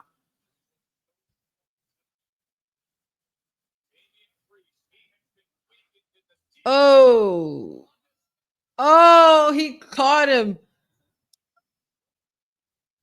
Oh, it's over. You're going south of heaven now, sir. It's a dub. Oh, shit. Tama Tonga reversed it. Oh, my God. He did the clothesline. Oh, my God. He did the Rikishi flip with the clothesline. Yo, the little moves that they do are literally tributing every single member of their family bloodline. You got to pay attention to these boys, man. This is what I mean. These Samoans are intentional. They don't play around with their ring work. That reminded me of when Rikishi used to get clothesline, and he's 400 pounds getting flipped over. Wow. The agility is insane. And that is it. 1, 2, and a 3. Damian Priest for the pin and the win with the megastar LA Knight against Tama Tonga and Jacob Fatu. Yeah. Oh, shit. Jacob's coming back in. It's like, do you really feel like the winner after a Jacob match? Are you really a winner? Because he's going to get back up and beat you. Look at him. Mightiest moonsault ever. This show is literally being built around Jacob lately. This is crazy. And that's the way we're ending it. We're ending it with Jacob Fatu. That's your favorite to win that's a favorite. Honestly, he's a big favorite in my head for him to get the most eliminations. Jacob is going to go down getting the most eliminations for sure. I can see that happening. Totally happening. That's so crazy. Wow. Well, that's all we have for our Honey Night SmackDown watch along, guys. It's 11 o'clock, just like that. I think this might have been the fastest going SmackDown episode ever since it's gone 3 hours. That was good. That was action packed, kept me engaged, kept us talking. A lot of hype around the Rumble. I'm feeling it. Perfect. That's amazing. I see that too, honey. The flips out the clothesline. Boza says, yeah, expect Jacob to have a good showing. Jeffrey says it's 12 a.m. here. Happy Royal Rumble Day. Happy Royal Rumble Day to you, sir. It's about to be 12 a.m. over here. I'm an hour behind you, but enjoy. And I will see you on the other side of that. Leon the King TV, new sub, like the channel. Thank you so much, my brother. Appreciate it. Thank you for supporting. There was a lot of new people that I haven't engaged with since being on WWT live here, but I appreciate it. This was amazing. I'm going to go take a quick commercial break. Stay tuned. Stay for a couple more minutes. Got about 10 minutes. Let's do 10 more minutes. And let's just go over everything that transpired this evening and get ourselves rested and ready to Rumble tomorrow. So I'm going to go to a quick commercial and we'll be right back. Hey, yo, you. Yeah, you that's watching this. You sitting on the couch staring at the screen not knowing what you want to do like this is an online college. Are you tired of wearing shirts that make you look like an extra stuck in catering? Do you want to step your wrestling swag game up to the next level? Then Women's Wrestling Talk has got you covered. Like literally. Are you for life in pink or black and white? Or maybe you're the EST and people need to respect you accordingly. Want to put some pride in your stride and show off the muscle in your hustle? Then make sure you check out the WWT store. Not now, but right now. Alright? What you waiting for? Head to www talkpodstore.com and don't make me fight you. Shit.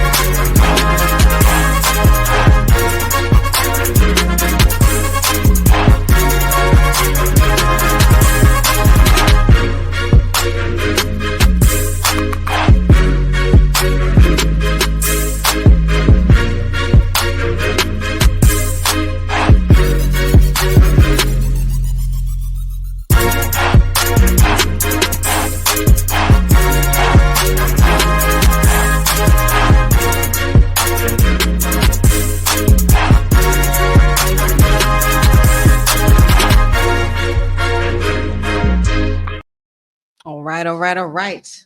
Let's end this night off correctly with our SmackDown, our Honey Night SmackDown watch along post show. We are now at the post show portion of the episode. I know we've taken up a lot of your time already. It's already been 3 hours, technically 4 if you've been with us since WWT Live, but we are just going to quickly go over everything that transpired this evening. Starting from the beginning, this is your Honey Night SmackDown watch along post show. Of course, I am your hostess with the mostest, the sweetest oos, the queen of WWT and all things honey pot predictions, wrestling with honey, or you could just call me Honey. But I am here to guide you through our post show. Let's just go through the events bit by bit. I don't want to spend too much time on here because we got a lot. We have a lot we already covered, and we have a lot more to cover tomorrow. It's going to be a long day of streaming for us here. So you guys want to make sure you stay tuned. Hit that bell on your under your notifications, under the video as well on YouTube. Save it however you need to do just to stay in the loop with us here at Women's Wrestling Talk. We kicked it off tonight with CM Punk and Kevin Owens coming face to face. I don't think this was something that we were expecting to see, which makes it fresh and new. Again, this is all, just hype for the Rumble. Kevin Owens has a very big matchup tomorrow for the championship, the Winged Eagle belt, or the WWE Undisputed Championship. I don't know, either or both, whatever. It's a ladder match at the Rumble, and it's going to be crazy. CM Punk and Kevin Owens had a lot of words to exchange with each other as far as one's pasts go.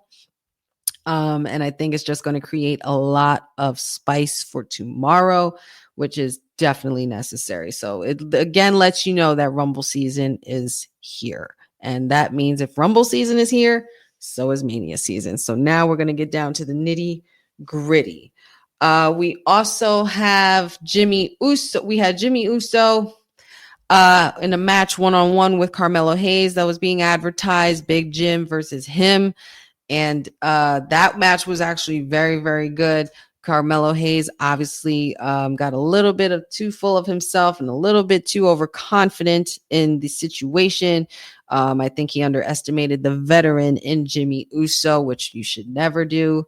And Jimmy Uso definitely got the win. He was able to kind of, outsmart him with the win and pin, and he called it a day. I don't think that this will be the last that we see of those two. The match was very well done.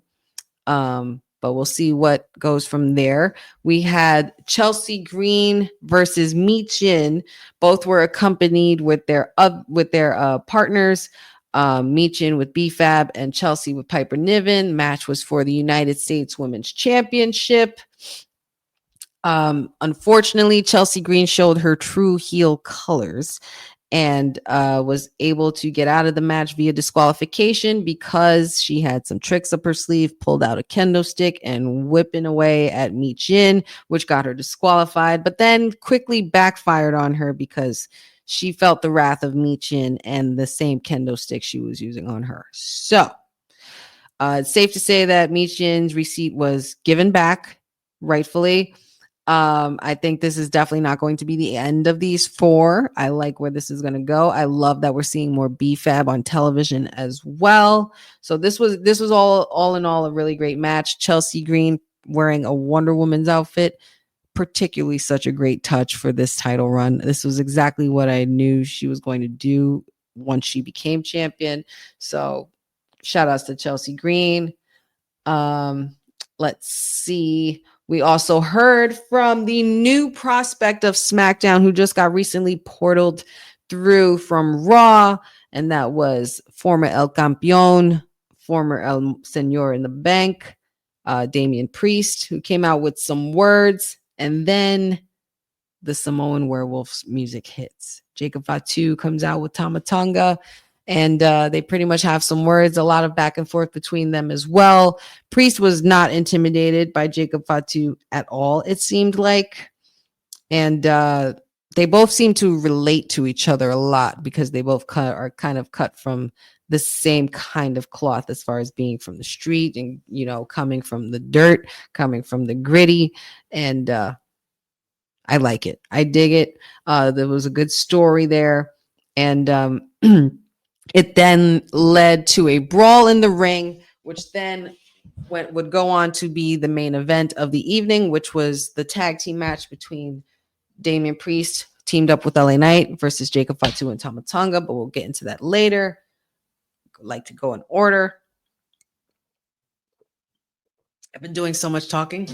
I realize I haven't even taken a sip of my soda. DIY and Pretty Deadly also had an interaction. They also had Motor City Machine Guns with Los Garza. There's a lot of tension going on in the tag team division.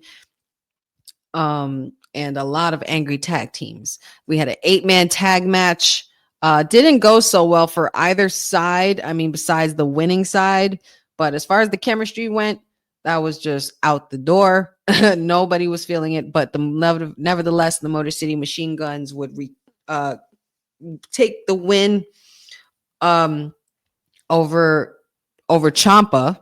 They pinned one half of the champions, which was very interesting. So Motor City Machine Guns and Los Garza were the winners and came out on top for tonight. And next match was the women's. We had Liv Morgan versus not Bianca Belair, Naomi, who was accompanied by Bianca Belair. And that was a good match. I would say that was match of the night because there's so much story underlying around that. And there's a lot of layers to it. But the winner did pin the former women's champion. And I think we're going to see all of those women in the Rumble. Liv Morgan obviously has a vendetta and wants to make third time the charm. And I think that is a possibility. But we might not have that. Let's see. After the match, of course, we had some shenanigans, of course, due to Raquel Rodriguez, who would go on and attack Naomi and Bianca Belair.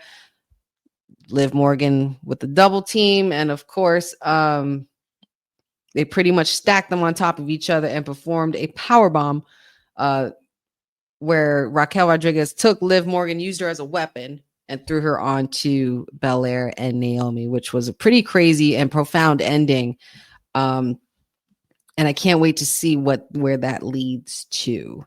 We then go into Miz and Andrade. Miz kind of put his foot in his mouth tonight with Nick Aldis. And Nick Aldis felt like it was a great idea to put him in a match with Andrade since he felt, pretty confident that he could take him anytime, any place, anywhere. And he said it with his own words. So with that, we had a match between Andrade and The Miz, which might have been the men's match of the night. I'm no disrespect to Jacob Fatu, but Andrade versus Miz is definitely an opening for something else that's coming. There's still also Wyatt Six waiting in the wings. I'm waiting in the wings for Wyatt Six. Don't know when they're going to appear, but it's okay. I'm going to be patient as possible.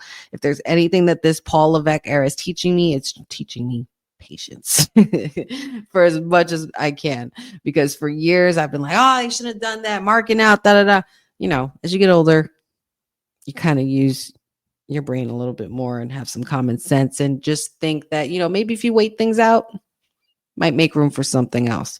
But Andrade came out with the win over the veteran Miz, 2-time Grand Slam champion, by the way, and caught him with back elbow, with the spinning back elbow, and pinned him 1, 2, 3, and called that a night. Easy work for Andrade.